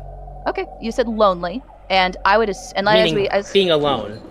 being alone, Which if right? if they have expectations, meaning they want to date somebody, so they're not being able to meet their goal. That this is what I'm talking about. It's not about being sad. But why do we care about like if they meet their goal, if like they're roughly at the same level? I of can't tell happiness you anyway? why I care. I can't tell you why I care about people wanting to thrive. I don't think that happiness But is the that's what actual I'm- metric that actually matters at the end of the Do day you for people. think that I think it's single women flourishing. who are alone don't thrive? Is that what Do I you're think that saying? single women who have the goal of finding a partner and continuously fail to find a partner are not going to fail to flourish in a way that they could be if they had different priorities when selecting a partner? Yeah, I think that they're going to have a reduction of disagree. flourishing. I disagree. Well, So and I I'm think gonna that if they're and- actively not fulfilling a goal they could otherwise be fulfilling, I think that this fits the definition of flourishing. Well, let me life. ask So you. no- so- I Hold think on. this is like an I do want to get to my objective pass-fail. super chats real quick, and then I'm gonna ask you, Fairy Queen, so you'll get a chance to respond to him and me. So, $5 from Superpower Sensei. When, if ever, should a man's emotions matter more than a woman's? Right now on my show and this channel, if you're liking this, right, prioritize my emotions by liking the stream, subscribing to the channel. Thanks for being here. $5 from Fancy Teeth. Helping the individual doesn't help society and change things for the better. Draz and Smeth, come to Canada. Well, thank you for the $5. That's how I can shoot my Very- load as far as you need. Fair enough. Fairy Queen, right? What advice would you give to a young woman or even an older woman, right? Like someone who is a woman who is failing, right? She wants a relationship. She wants to find someone. She's had a slew of bad relationships for various reasons. Like they run the gamut. And she asks you, right? Like, why can't I find anyone, right? Why can't I find anyone? And then you look at her phone, right? You go through, you interrogate her, right? And you kind of look at this.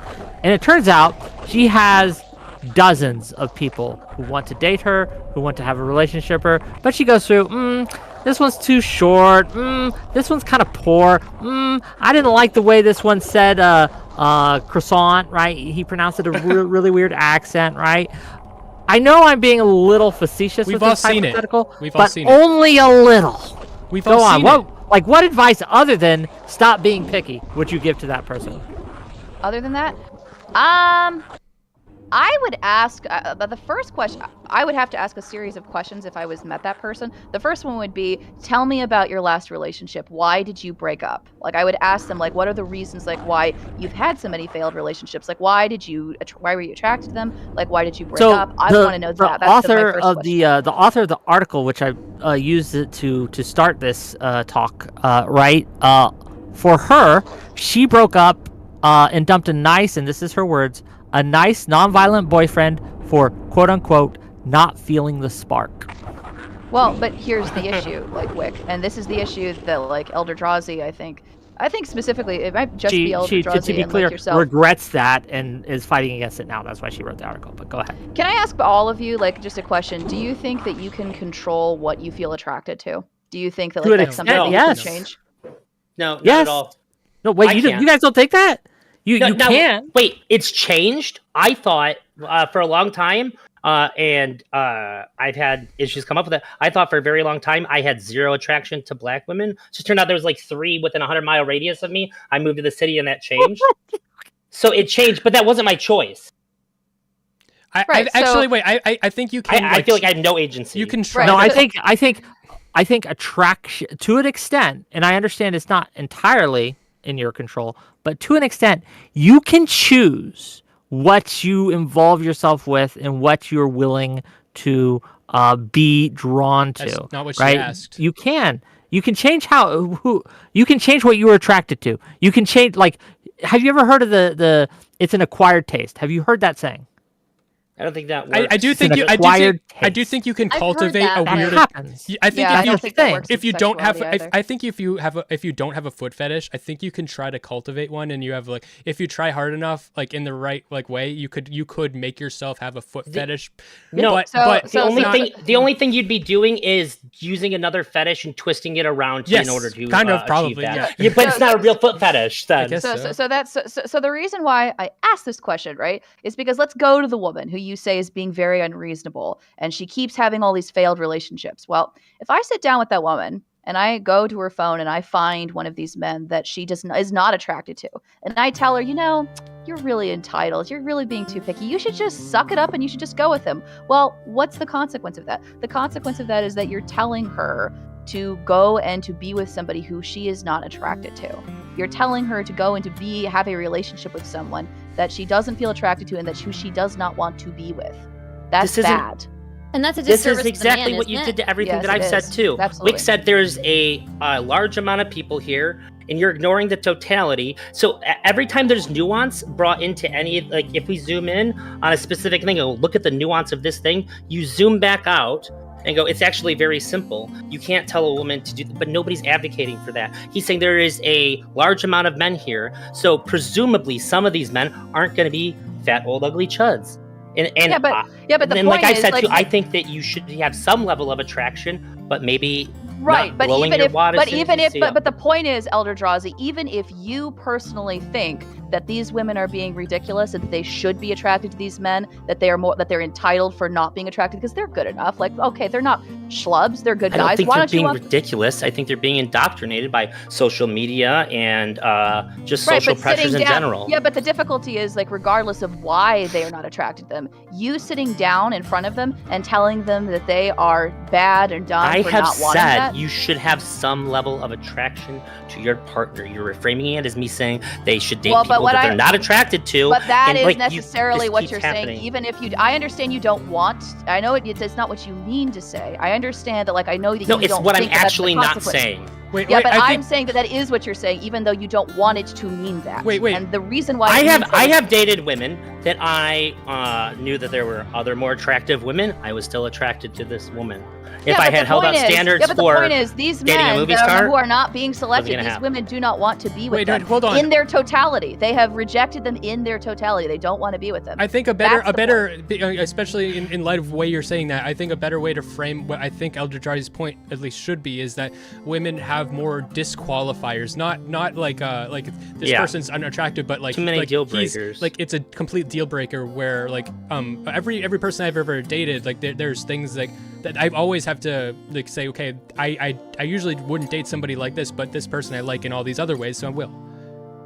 Yeah, but the I think point when is, it- like, Yeah, when I talk to somebody, I have to list like 3 or 4 things and go, hey, just, this, and this, because I know there's deal breakers right away. But I think these are reasonable ones. I don't know all the How many I wanna dudes hear have bunch of other deal ones. breakers about women's body counts? I don't think that most men do, honestly. like if you I do don't know like about If she's Like, a virgin, it means it's going to be really annoying getting her to be good at sex at all. Yeah, and but it's you gonna don't be- want her to have been with like 100 people. I don't give a I don't shit. know. She's probably good as long as it wasn't 100 people yesterday, because then it means she's The likely to average cheat on me. guy I is think that's probably- hold on, Stardust. I think that is a thing, but I think that it's mostly women who are upholding that standard, right? I think it's mostly women who are gatekeeping this from other women, right? I think that if you ask most men, right, and this is just my intuition, I don't have a study for this, but if you ask most men, hey, is it a deal breaker for you if if this potential partner has had over a certain amount of body count? Now, that's different than preference, right? Like, I know a lot of guys would preference less, but a deal breaker is different. Only right? only an incel would say yeah. No, we'll cut that out. I think that the rise of like red pill content is actually pretty indicative, like of men's sentiment towards women with high body counts. No, right? those These people. red pills aren't getting any anyway, right? Yeah, they're they're not not. able to pick anything, They're right? They don't incels. have a choice. I don't know. I don't They're know about incels. that, but- They can say that shit all they want, but if one of these women with too high of a body count sits on their lap and starts sexing them up, they're done. Okay, they're not gonna say Yeah. shit. They're gonna shut the fuck up. Maybe and not- then they're gonna blame. They're gonna blame the woman after the fact. They'll fuck her. Yeah, they'll fuck her, Well, but they won't. in marry this her. in this scenario, I was definitely implying that this woman is simply trying to fuck this guy to prove that he doesn't care about body count.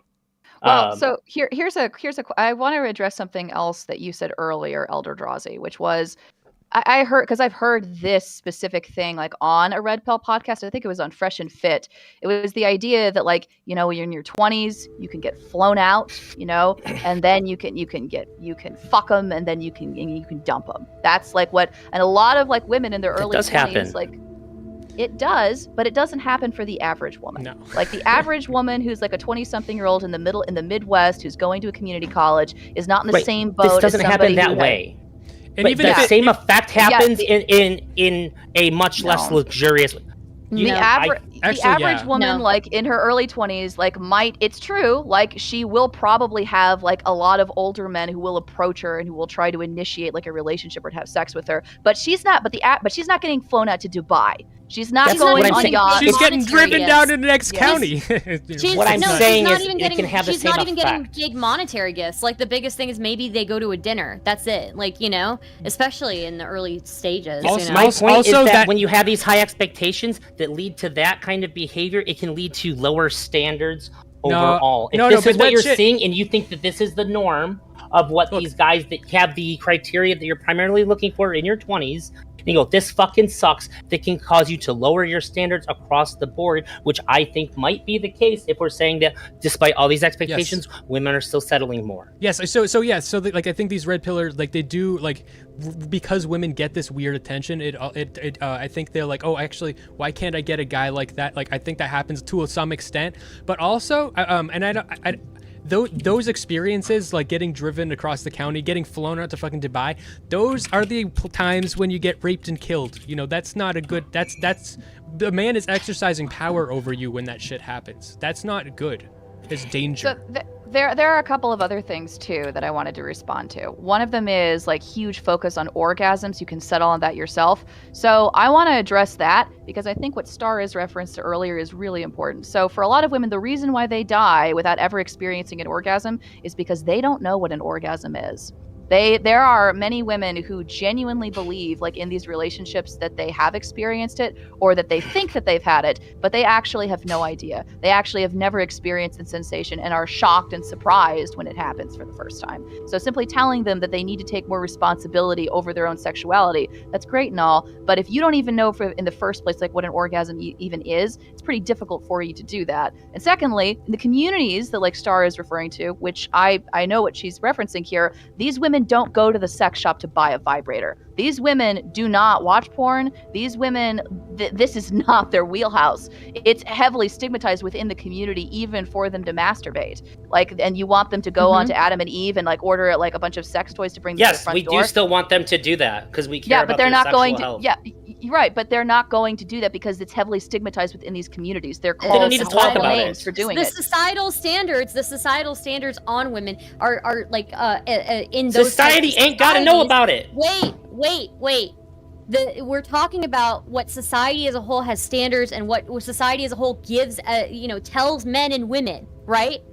When we're talking about the standards that men and women have, society tells women in a lot of these communities that it is shameful, that it is dirty, that it is that you are a whore for even pleasuring yourself. It And could I be- know Stardust, so it many seems you gotta adults. step your I game know up and so start many adult proudly women, boasting your I know so dildo many use. adult women. I know so many adult women who feel guilty even trying to masturbate without a man present.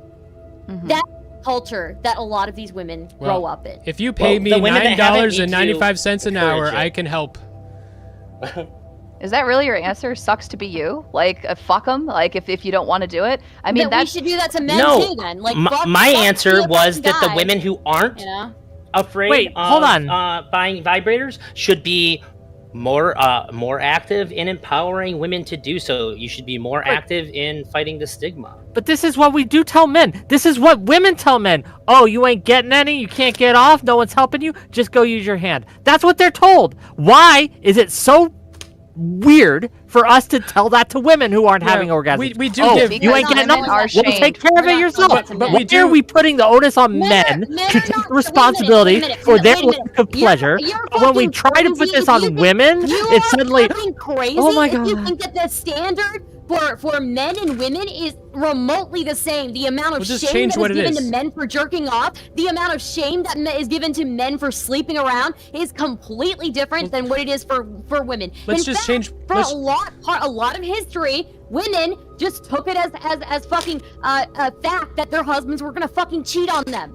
Okay, I don't- So, no, let's just I don't- don't think what let's you just think change- is true let's about just- men's let's- sexuality is let's- actually true. let's just change Don't what it come at is. me with that Let's- fucking bullshit. Don't come at me with that fucking bullshit that you think that men are shamed as much as got women it. for masturbating. You know that they they're are. Okay. not shamed. That's Okay, not what I said. I And can had fix you this. listened, Let's you would change- be, you let's can change fix what this, it but is. let me yell for a minute. Men You can, fix it, men let me can yell do for a that. minute. Men can go and jerk off, right? they're and they are not told- stigmatized. They're not stigmatized from jerking off. For women, it is different. They are told that if you jerk off, you are unclean, you are dirty. How dare you why are do we something calling it like that? that?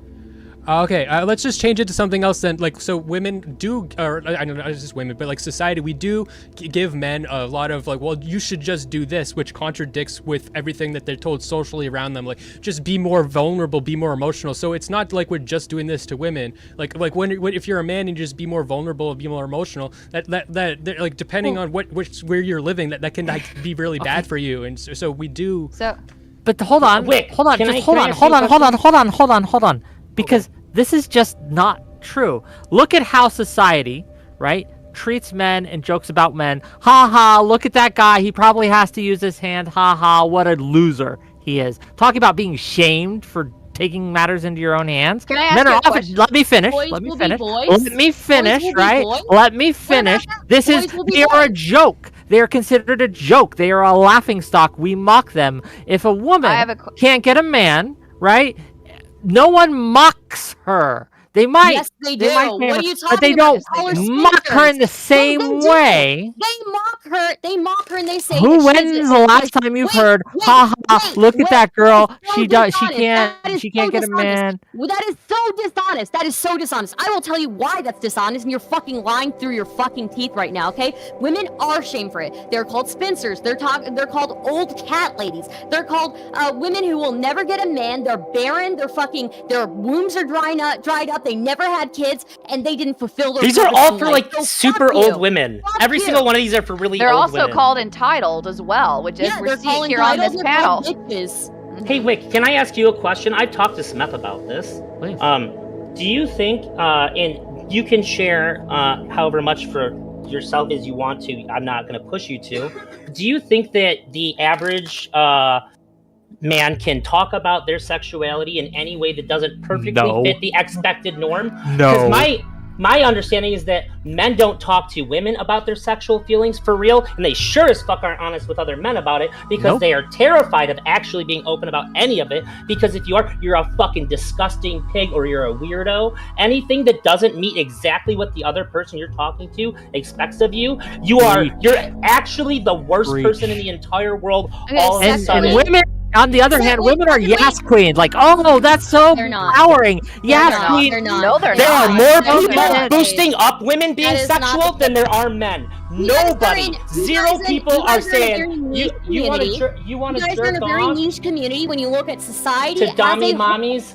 Go off, Society King. as a Never whole happened. does Ever. not treat men and women this way. Society as a whole does not treat men and women this way. We are in a very niche space right now. When we, I need to address what ElderDrazi said. These are not labels that are thrown only at old women. They're thrown at women in their 30s and 20s as well. They are told that they are spinsters. They're going to grow up and be spinsters. They're never going to fulfill their They're going to purpose in grow life. up and be They're never spinsters gonna because it's for have old kids. people. They're never going to have kids. They're going to be old cat ladies who can't get a man because she's too whatever. Okay? Secondly, women are not yas queened over fucking sexuality. Are you fucking kidding me? More than Most men. of our- It happens no, zero for men. no, Bullshit. they're not. Bullshit. The vast majority of society shames women for sexuality, and the vast majority of society is always talking about, oh yeah, guys, I totally slept with that girl. Men oh, yeah, are guys, celebrated you know, by society at large if they meet exactly they the are standard that celebrated for everyone having expects. sex. What does it They're matter? If a just guy celebrated if a for guy having fucks a sex. woman that is for younger having and very sex. pretty to the general public, then yes. But if a man actually expresses an individual sexual identity at all, it is you are actually the worst fucking person in the you are world. fucking delusional if you think if- that men are literally praised I for have having I have sex. Every actually time they made a have point sex, of my content to high-fiving with their discuss friends, this with like, men. crazy. Yeah, Crazy. You are literally talking about the thing that I said is the problem. It is only when it perfectly meets exactly what society's expectation of men is. I have a That's it. question for you, It is ElderDrazi, you on have to that fit topic. this exact okay? mold. Do you then think that great men job. or women You're are not a more fucking shamed for weirdo. being a part of a BDSM relationship? Depends what kind it is. True. Okay. So if I'm in a DDLG dynamic, I'm a fucking weirdo, and Or obviously FLR. she's just working out her stuff. Or But FLR I dynamic. might actually be participating in abusing her. Like I no matter no matter what the situation is, I'm always the weird one in that. There's no way around it. Or if it's female-led relationship dynamic where she's Now I'm a simp. yeah. So we're talking. Do you think a these man are can niche- stay at home and not be These made are fun of? These are And be the niche house husband and not be made fun of? If you These think are that, then niche you need to get off the fucking internet problems. and touch some These grass. are niche problems. No, Niche obviously problems? What are you talking but about? they're I'm all not going to be talking niche about You what problems. can't even you save said, people's Wick. lives in I'm a not hospital talking being a about what you nurse. said, Wick. I'm talking about the BDSM DDLG shit. Okay, when we're talking, yes, obviously, if men stay at home Now and we're take care of cooking. the kids, yeah, they will be shamed more than women will. But Yep. again, it's still a situation where if you look at the studies of women who actually are stay-at-home moms, they're on average way more depressed than women who are working. They're way more financially insecure. They're way more, they have like way more problems. You know, that it's not a fun thing to be a stay-at-home parent, male or female. This is the shame or oppression Olympics happening right now, and I'm just fucking dying It is. inside. Well, so a couple of things that I wanted to respond to. So number one, like I wanted to go back to something that Wick said earlier, which is that like for women, the only thing that they have to be is pretty in order to be married. Very specifically married No, is what in I'm order to be in a relationship. focusing- Okay. Can we so let me get one ask- honest can I ask criticism of where a guy something might not that's ever actually marry, been said? By the way, where a guy might not ever marry, he's just going to string you along for 8 years. Yeah. But the other side of this is, Wick, and the reason why I don't agree with you in that is this, okay? So that's true. Only I think like this was another critique that I think was made of red pill like specifically, which is that there is this idea that all women have to be is like very young, low body count, and they have to be beautiful. And if you can be those things, then you can bag an extremely wealthy and extremely quote unquote high value man. And like for many men who run within these circles, that's not true. For many men, and the reason why it's not true is that if you come from an upper middle class family or from an upper class family, and it is expected within those families that you marry someone who is, I'm sorry, and this is not necessarily a good thing, but it is a true thing that you date someone who is roughly within your own social circle. So if you're somebody and you are going to become a doctor, and you bring somebody to the family dinner that evening who is not going to college, who isn't really good at school, who isn't working out, who isn't focusing on themselves whatsoever, who's living in their parents' basement, you will be ridiculed and shamed by Men your have family to be as a consequence. a higher standard than women. No, a woman but women, doesn't but have women, to but have that same no, social class. that's what I'm saying. That's what Men you're will saying. Be, no, I agree. that's not That what I'm doesn't saying. help What I'm your saying point. is that men That will be. helps mine. No, that's not what I'm saying. Are you the debater or are you the fucking moderator, Wade? Oh, today, and I can be Listen, that. okay? That's not what I'm late. saying. What I'm saying is if you as a man, if you go to your upper middle class family Thanksgiving and you bring somebody as your girlfriend to the family dinner, who, I'm sorry, like this is just true, who isn't at the who doesn't have the same level of education, An who doesn't have OnlyFans the girl. same income level, who hasn't worked on themselves like in the same degree as you have, your parents will yell at you. They will yell at you. They will shame you. They will ask, why have you brought this woman to the dinner table? And this does lead into some bad dynamics, but it's just a true thing. I'm literally giving you the plot of The Great Gatsby, okay? There is a reason why Your parents Jay will Gatsby... just be happy you're not gay. Okay? No, that's not true.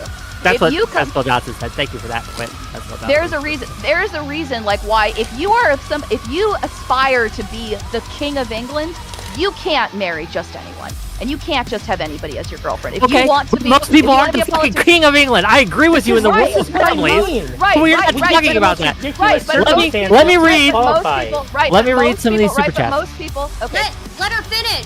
Finish, and then I'll Go read ahead, the super Fairy chat. Queen. okay. Look, this can.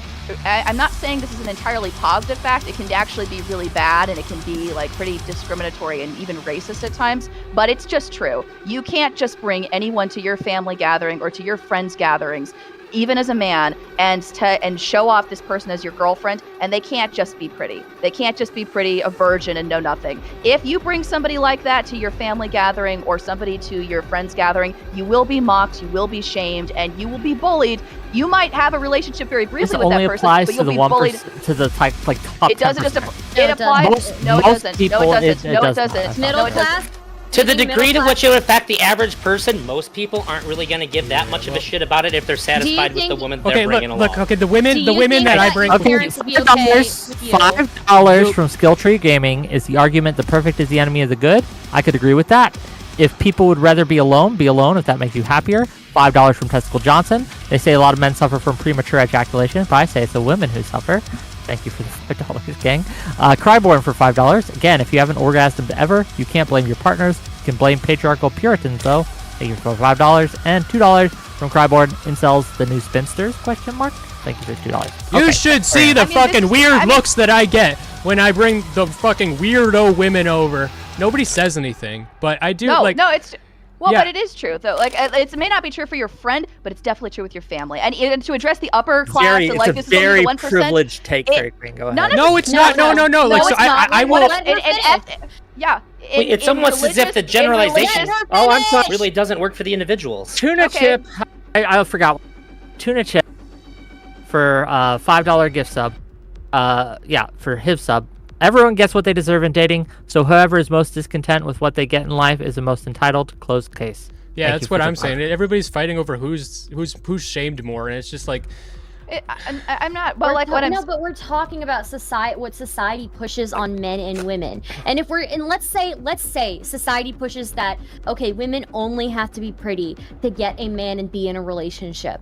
Even if that were the case, if you are a woman who is not conventionally attractive, and trust me, I've been in that bucket. It is devastating for you because you're never valued, no matter how many achievements that you get, no matter how much money you make, no matter what you've done in your professional life, you will never be valued the same way that somebody next to you who is prettier than you and younger than you is going to be valued. It's also because you're a streamer. I agree with Fairy Queen on what she's saying about this is not necessarily the truth, because I think plenty of middle class families would have a huge problem, throw a huge hissy fit if a guy brought home a girl from the trailer park who who's conventionally attractive but she has a meth habit, so yeah, don't act like you don't have any standards, right? Secondly, even if that is the case, right? Again, even then, if that's the case, right? Women who are, even when we talk about women who only need to be pretty or whatever, right? That fades. As soon as you get old, you lose all your fucking value as a human being. Can you name a circumstance where anybody can ever bring a meth head to their family gathering and not get shit for it? Like, what are these examples? No, what was said in this conversation is that women only need to be attractive. You guys didn't say anything about meth heads. You didn't say anything about living in a trailer. Women get a relationship allows true. them to How can you hold on? do this? If you have a like. The outliers being if they're literally like fucking crazy in an asylum, okay, we could set those aside. But for 99% of women, and yes, all you have to do, you don't even have to be beautiful. I would say more You than just have to 1% be is crazy. pretty to an extent, right? Fair enough. That's a fair point, Smeth. I'll take that into consideration. But all you have to do, if you want a relationship, now, I can't say that's going to be a good relationship. I can't say that's going to be something that's going to sustain itself.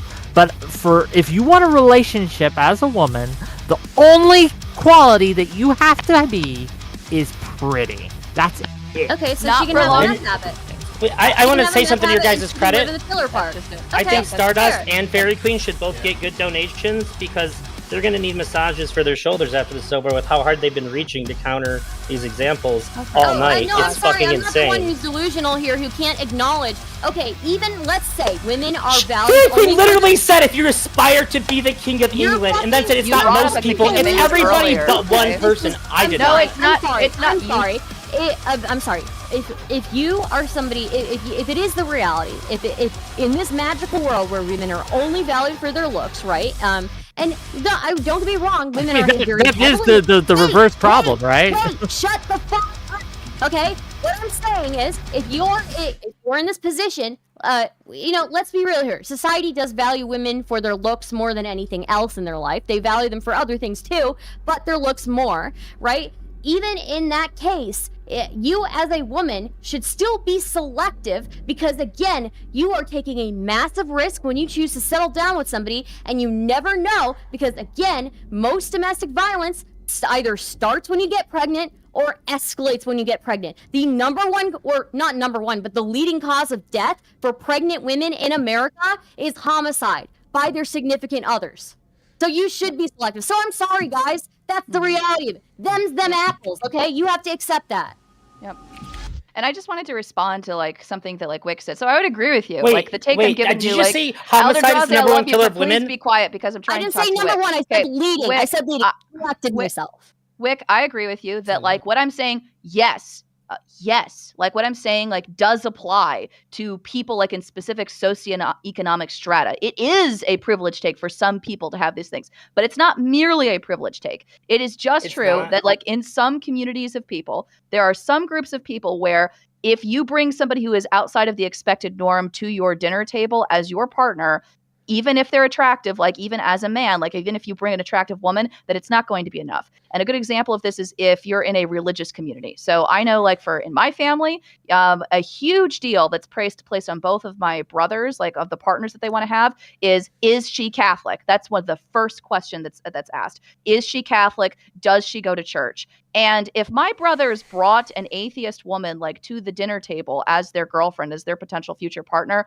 my parents would not be happy with that. My parents would be upset with that. It's also true that like there are aspects of the people. If she was pretty enough, the mom might still be mad, but the dad would understand. No, but the dad wouldn't like it either. What happens But when you no, bring an that's not ugly true. girl? That's not true. What happens when you bring an ugly girl? That's not true. Like, That's so not. men are like pissed off, like, I wish I was only valued for my looks. Fuck, no, you fucking don't. It's like when you bring an ugly, like, I'm more likely to get comments, especially like after if I bring an ugly girl to like over and it's like everybody's gonna be like, look, she seems smart or like weird shit. Also, even if I bring like a pretty girl, everybody's only gonna be fucking talking about how she looks.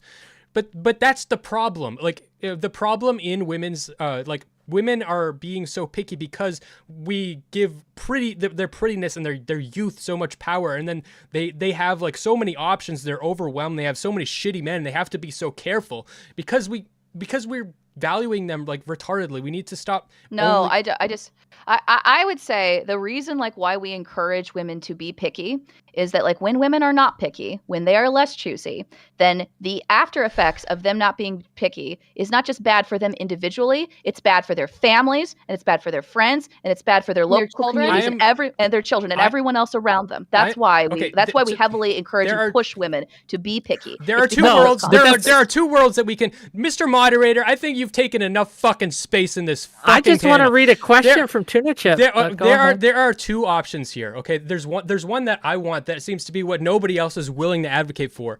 But I would like to create a society in which women don't have to be picky, because that's going to be the society that I'm going to be the most happy in. But the other option is we can make a society where a lot more men are sad and lonely than women, and that like those are the two options we have.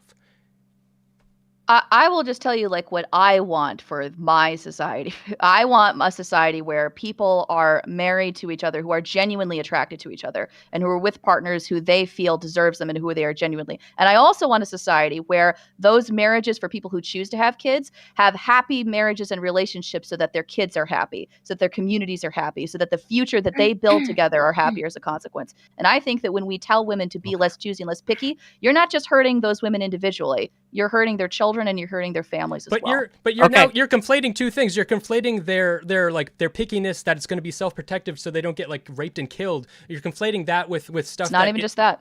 How many of these issues go away if we don't accept So you're monogamy as conflating the them. default? How picky do you really have to be if you can have more than one partner? I Well, don't just know. saying, Women all have this assumes that you can for only have women. one partner. If you can have more than one partner, maybe you can have, several people meeting different needs. Maybe not everybody needs to be like totally bloated with money, because you have a bunch of people working together One for woman can common goals. cuck an infinite number of men. That is true.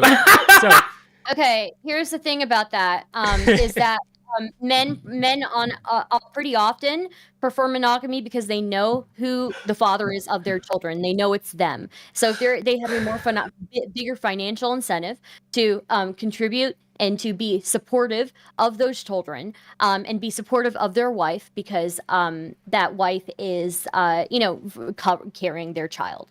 That is just the reality of it. That's why monogamy is preferred by a lot of men and by a lot of women too. That's also why you can plan out, pregnancies and things like that. You can use contraceptive and all that, and actually plan having children as well.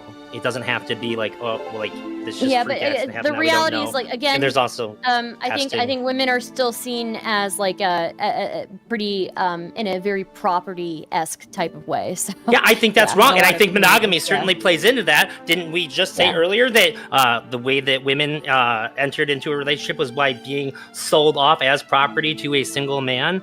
I think that monogamy is essentially a product of sexist, essentially Possible. women trading. I do. I also have a question. Is like, when you guys talk about a woman only needs to be pretty or needs to be good looking in some way, right? How many women Wait, don't fall to into what? that category?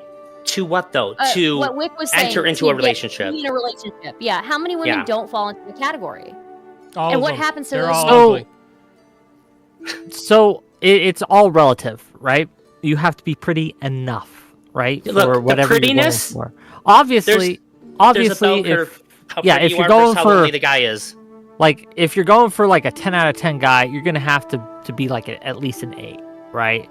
I think within 2 But points. there I are think. men who are Either way. 4s who aim How for did you see the 10s women and that- girls. Yeah, Yes, You're with and you know cheating on his what? wife That's with? true, and they're retarded, and us men, we No, tell they're them not. they're retarded. No, they're for not. doing What that. if they We make do. a fucking shit ton of money? Then they can do it. So that's not retarded. It's not They true. can You have do to be it, an but 8. there are tons of men who do not make a ton of money, and there are tons they of are men retarded. who, there are tons of men who feel entitled to a woman who is moderately attractive, who are not very attractive Well, themselves. what if they have Yeah. a heart of gold, Stardust? Well, look, again, that these women who are probably going to be, there are plenty of women out there who are like not conventionally attractive by society standards, who are probably not fitting into these categories that you guys are talking Well, about. Fairy Queen said you can always make yourself more attractive. They can just go to the gym, and since that's like Yeah, they women's can. superpower, they can just gym themselves into a relationship. Then Okay. following. Okay, this logic. we are running on to the end of the show. It's been a passionate project. thank you for coming. Do we want to do call-ins? How are we feeling, gang? How are we feeling? If we want to stay up, I'm so fucking tired. Okay, then we Yeah, can cut it. I think Then we can cut gotta. it. Okay, so I'm gonna go to closings, but first, if you've liked this content, if you've enjoyed this content, consider supporting the channel. Hit that like button, hit that subscribe button if you're following me on Twitch or Kick, hit that follow button. Gang, I want to get Dragon's Dogma 2. I need a little more money to do it. Consider super chatting or gifting some subs on Twitch. That would help me. I want to play Dragon's Dogma 2. That's my selfish ask for you today. Okay, with that, tomorrow we're going to have Hutch on, we're going to have Rico on, we're going to have Counterpoints on, and we're going to have Vito on, and we're going to be talking about Gamergate 2, right? Are games woke nowadays? Are they more woke? We're going to find out. It's going to be fun. But I want to give a chance for each of these individuals to tell us who they are, where we can find them, and closing statements. And we're going to start with the reverse order we went in. We're going to start with Stardust, and we're going to work our way. And ElderDrazi gets the last word. Stardust, go. Okay. So just for closing statement, right? I'm not saying men don't have it hard, right? Men are most likely to be victims of murders, right?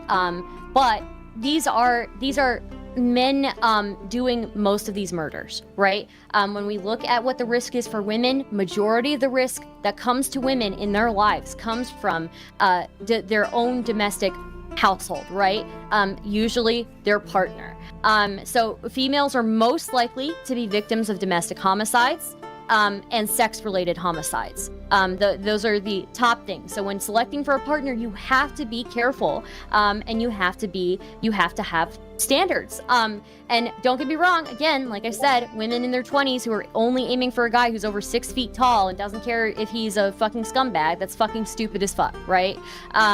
But again, there's plenty of data to support why women should be cautious of men, especially when we know that one of the leading causes of death for pregnant women is their partners. It is their partners. Again, males constitute 98.9% of those arrested for forcible rape, 87.9% for robbery, 85% for burglary, 83% for arson, 81.7% for vandalism, 81.5% for motor vehicle theft, 79.7% for offenses against family and children, 77.8% of those also men make up 77.8% kill for aggravated assault. 77.8% of men. My point in saying all this is that we need laws that empower women to own guns and not men. We need laws to make men work all the hard labor jobs. Because honestly, technology is the great equalizer, and the only thing that we really need men for is for hard labor jobs, and they should just do that and be the workhorses of society, because that's all they're good for. I'm Stardust. You can find my channel, my YouTube channel is Stardust Streams. I don't actually hate men, but yeah. That's it for me. Okay, thank you, Stardust. And gang, go check her out. She's great. Give her a like, give her a follow, give her a sub, all those things. I'm working on a video essay right now. Cool. Be out soon. Look forward to that. Gang, I got one of the names wrong for yesterday, and for tomorrow, and I feel really bad. It's not Vito. It's a guy named Huvian. So my bad. Yeah, I know. I messed up. I was looking at one thing and I read the wrong thing. So I apologize to both those individuals. Let's go Invite to him. Smeth, Invite Vito. please. Anyway. I mean, if Vito wants to come, he can, but go ahead. Look. When you are like, I agree with what ElderDrazi said to Fairy Queen. If you are giving this generalized, like based on like statistics on a broad spectrum to like what men like me and Drazi. And I don't know like where Wick is from and shit, but men like me and Drazi, like if you are in Northampton, Massachusetts, and you're going by the dating advice that's like based on a broad fucking spectrum, and you're gonna treat good men like absolute dog shit, and so it absolutely makes no sense to do this generalized shit. You should be like focused on what the people around you are like. Like men, I don't know what to tell you. Not all men actually rape and kill people. Like actually, most of them don't. So, it's like I just don't think you should. I think we're so focused on trying to win this fucking like war of like who has it worse and shit, and we're not focusing on actually what the issues are, because the issues would have to make us be a little bit more empathetic. I know that I freak people out. Okay, well I'm gonna freak you out a lot more. And when my essay comes out, Becoming Max, you're gonna read it and you're gonna shit your fucking pants, and you're not gonna fucking be able to stop yourself from fucking creaming all over the place. Okay, so that's coming out soon. I want you to be ready for that. We're shitting and Halfway coming? there. Yeah, shitting and coming at the same time. You're making a fucking stew. Jesus. Oh God. Well, I'm halfway there, Smeth. Okay, gang. Where can they find your upcoming essay? It's gonna be on my Substack. But you'll see it. I'll be posting. I'll post it in your Look Discord. out for that. Yeah. Look out for that, gang. Check him out. Smeth, really appreciate you being here. And as for where I am, I'm from your dreams, baby. Okay, this is where I'm from. Okay, I'm from the ethereal lands of the time that the land that time forgot. Okay, Fairy Queen, please. So there are 3 very quick things that I wanted to end tonight's note on, okay? And that's like, okay, remember the title of tonight's panel was like, are women too entitled, right? Should women be encouraged to be less entitled in what they ask for, like when they choose to date someone? And me and Star's position tonight was no. And there are 3 responses that I have to what ElderDrazi and to what Wick. Well, you haven't said all of these things, but you've said some of them. Number 1, okay, you cannot force someone to feel attracted to something that they do not feel attracted to. You cannot sit down in front of a group of women when they say that they do not feel attracted to these men and tell them, oh, well, that's really Literally dumb not that you're not a person has said that. I'm sorry. Is it closing statements? Wait, was I not muted? I hit mute on my thing. You were not. You're not muted. Almost had a Vosh moment there. Fairy Queen, please continue. Okay. So, actually, I'm just going to pause right here, okay? ElderDrazi, I appreciate your conversation. You know, I feel like we've had some good I back apologize and for forth, that. right? But didn't try thank to. you. But I will say, you know, like you have interrupted me quite a bit. I've tried not to interrupt you. You've interrupted Star quite a bit. And I dislike it, like when I'm and I think I've been trying to have a relatively calm conversation with you, that it's been met with, you know, these reactions throughout tonight. So I'm going to finish, you will finish, and then we will hop off. So the first one, okay? So you can't force people to feel attracted to something that they don't feel attracted to. No amount of sitting down in front of a 20-year-old and telling her that she shouldn't want to date somebody who's 6'2", who has a lot of money, however ridiculous you think those standards are, you sitting down and explaining that to somebody is not going to make them want what they do not want. So I don't know why, like, you think that, like, it's informing a ton of women that they feel so entitled is going to make them feel less entitled if you buy that as a premise in the first place. So I think it's doomed from the get-go, number 1. Number 2, this is just true. Society is better when women are pickier. Society is better when women are pickier for a couple, because when women are pickier with who they choose to date, they are more likely to choose partners who are more likely to support them and to take care of them when they're pregnant, more likely to protect them. And when we say protect, we don't mean, you know, going off and getting into fights at the bar, right? Or like charging the guy that comes in the front door. We mean someone who is going to be there for you when you get cancer. Someone who is going to pick up the groceries, like when you're sick and you need chicken noodle soup. Someone who is going to be able to help your son finish his algebra homework after dinner. That's what we mean. We mean someone who has the ability to step up to the plate and to be a responsible partner. That is more likely to happen if you push women to be picky as opposed to not being picky. And the consequences of not pushing that, the burden that is borne on that is not the individual unhappiness of mom and dad. It's the unhappiness of their kids and the unhappiness of their aunts and uncles who now also have to help to take care of those kids because mom decided to date somebody who was a bad fit. And the grandparents who now have to step in. The larger community has to step in.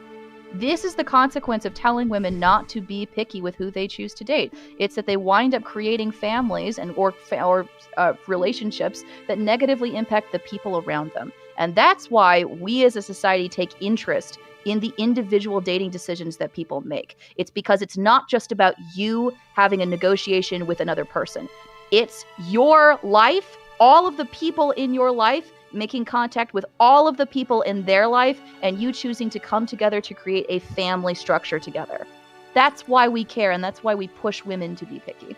And finally, the obvious point that like Star has, God bless her, has pounded this over and over again. Women are safer when they're pickier. And I understand that like it hurts and it bruises a lot of men's feelings to hear the statistics about rape and crime. And I understand that nobody likes hearing that. And I understand that like the vast majority of men that I bump into off the street are probably decent people, right? Like probably not people who are going to beat me in an alleyway. But the problem is that when I am just trying to look for a partner, I don't know that. I don't have a crystal ball. I don't have telepathy. I'm not Charles Xavier. I can't see into your headspace to know that for certain. All I can do is have a list of criteria to make it far less likely that will happen to me. Like if I choose to marry you and if I choose to be in a relationship with you. So be picky. Men, you should be pickier too. Everyone should be pickier. Everyone should have a long set of standards. If there is anything to critique, it's not that women are too entitled. It's that men need to step up to the plate and need to borrow some of the things on women's list and place it into their own priorities when they are also choosing a mate. I wish my dad was. Where more can people picky. find you? Hold on. At Fairy Queen's Cottage and at Fairy_Queen on Twitter. Thank you. No, thank you for being here. Check her out. 2 super chats and we'll get to ElderDrazi. $5 from Turtle Emergency. For the record, Fairy's answer was excellent. I think we men have to accept the L in this discussion. Thank you for the $5, but never. Okay, $10, 10 pounds actually, from RPG. Since when is it acceptable to judge a group by the actions of less than 2%? Thank you for the 10 pounds, RPG. And last but certainly not least, the one, the only, ElderDrazi. Go ahead. First off, I want to say that my bad on that.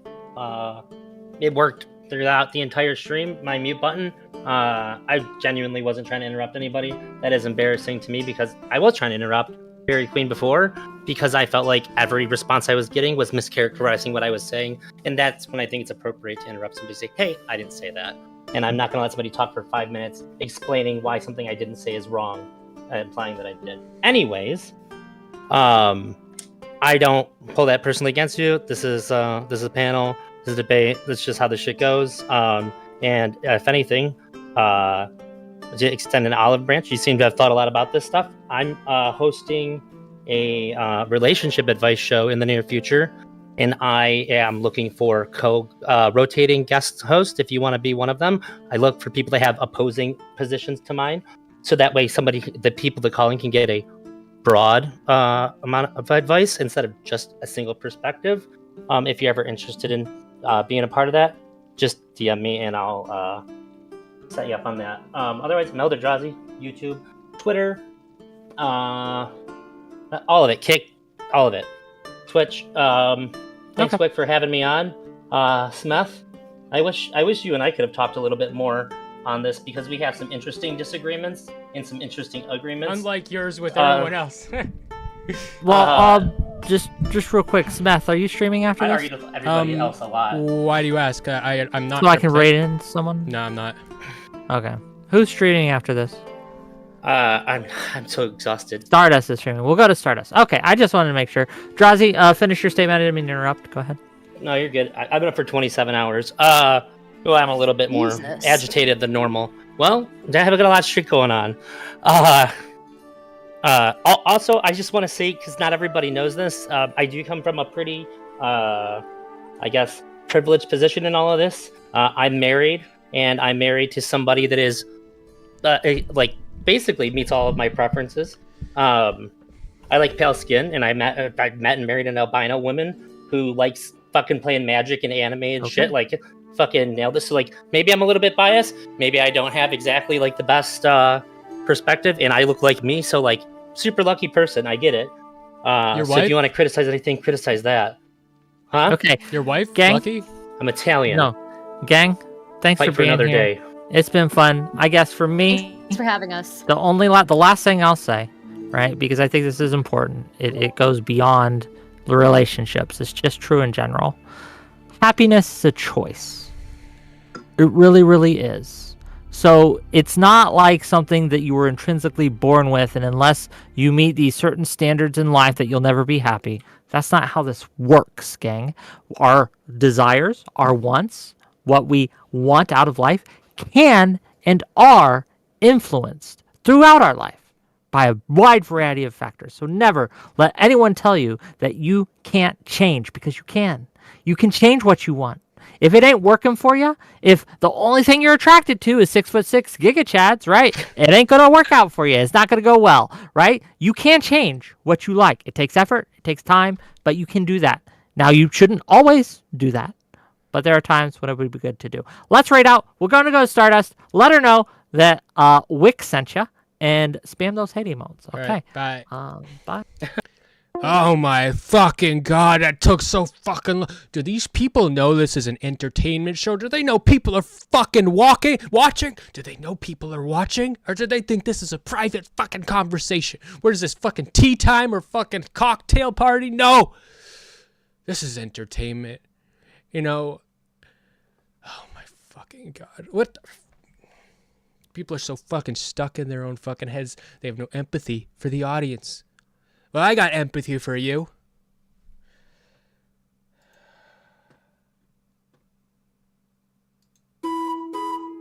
Oh, it's the end of the show. Thank you for watching. You know what?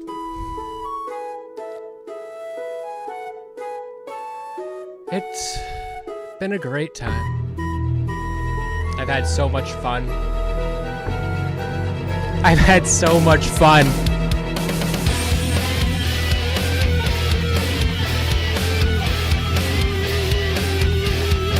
But we're gonna end it.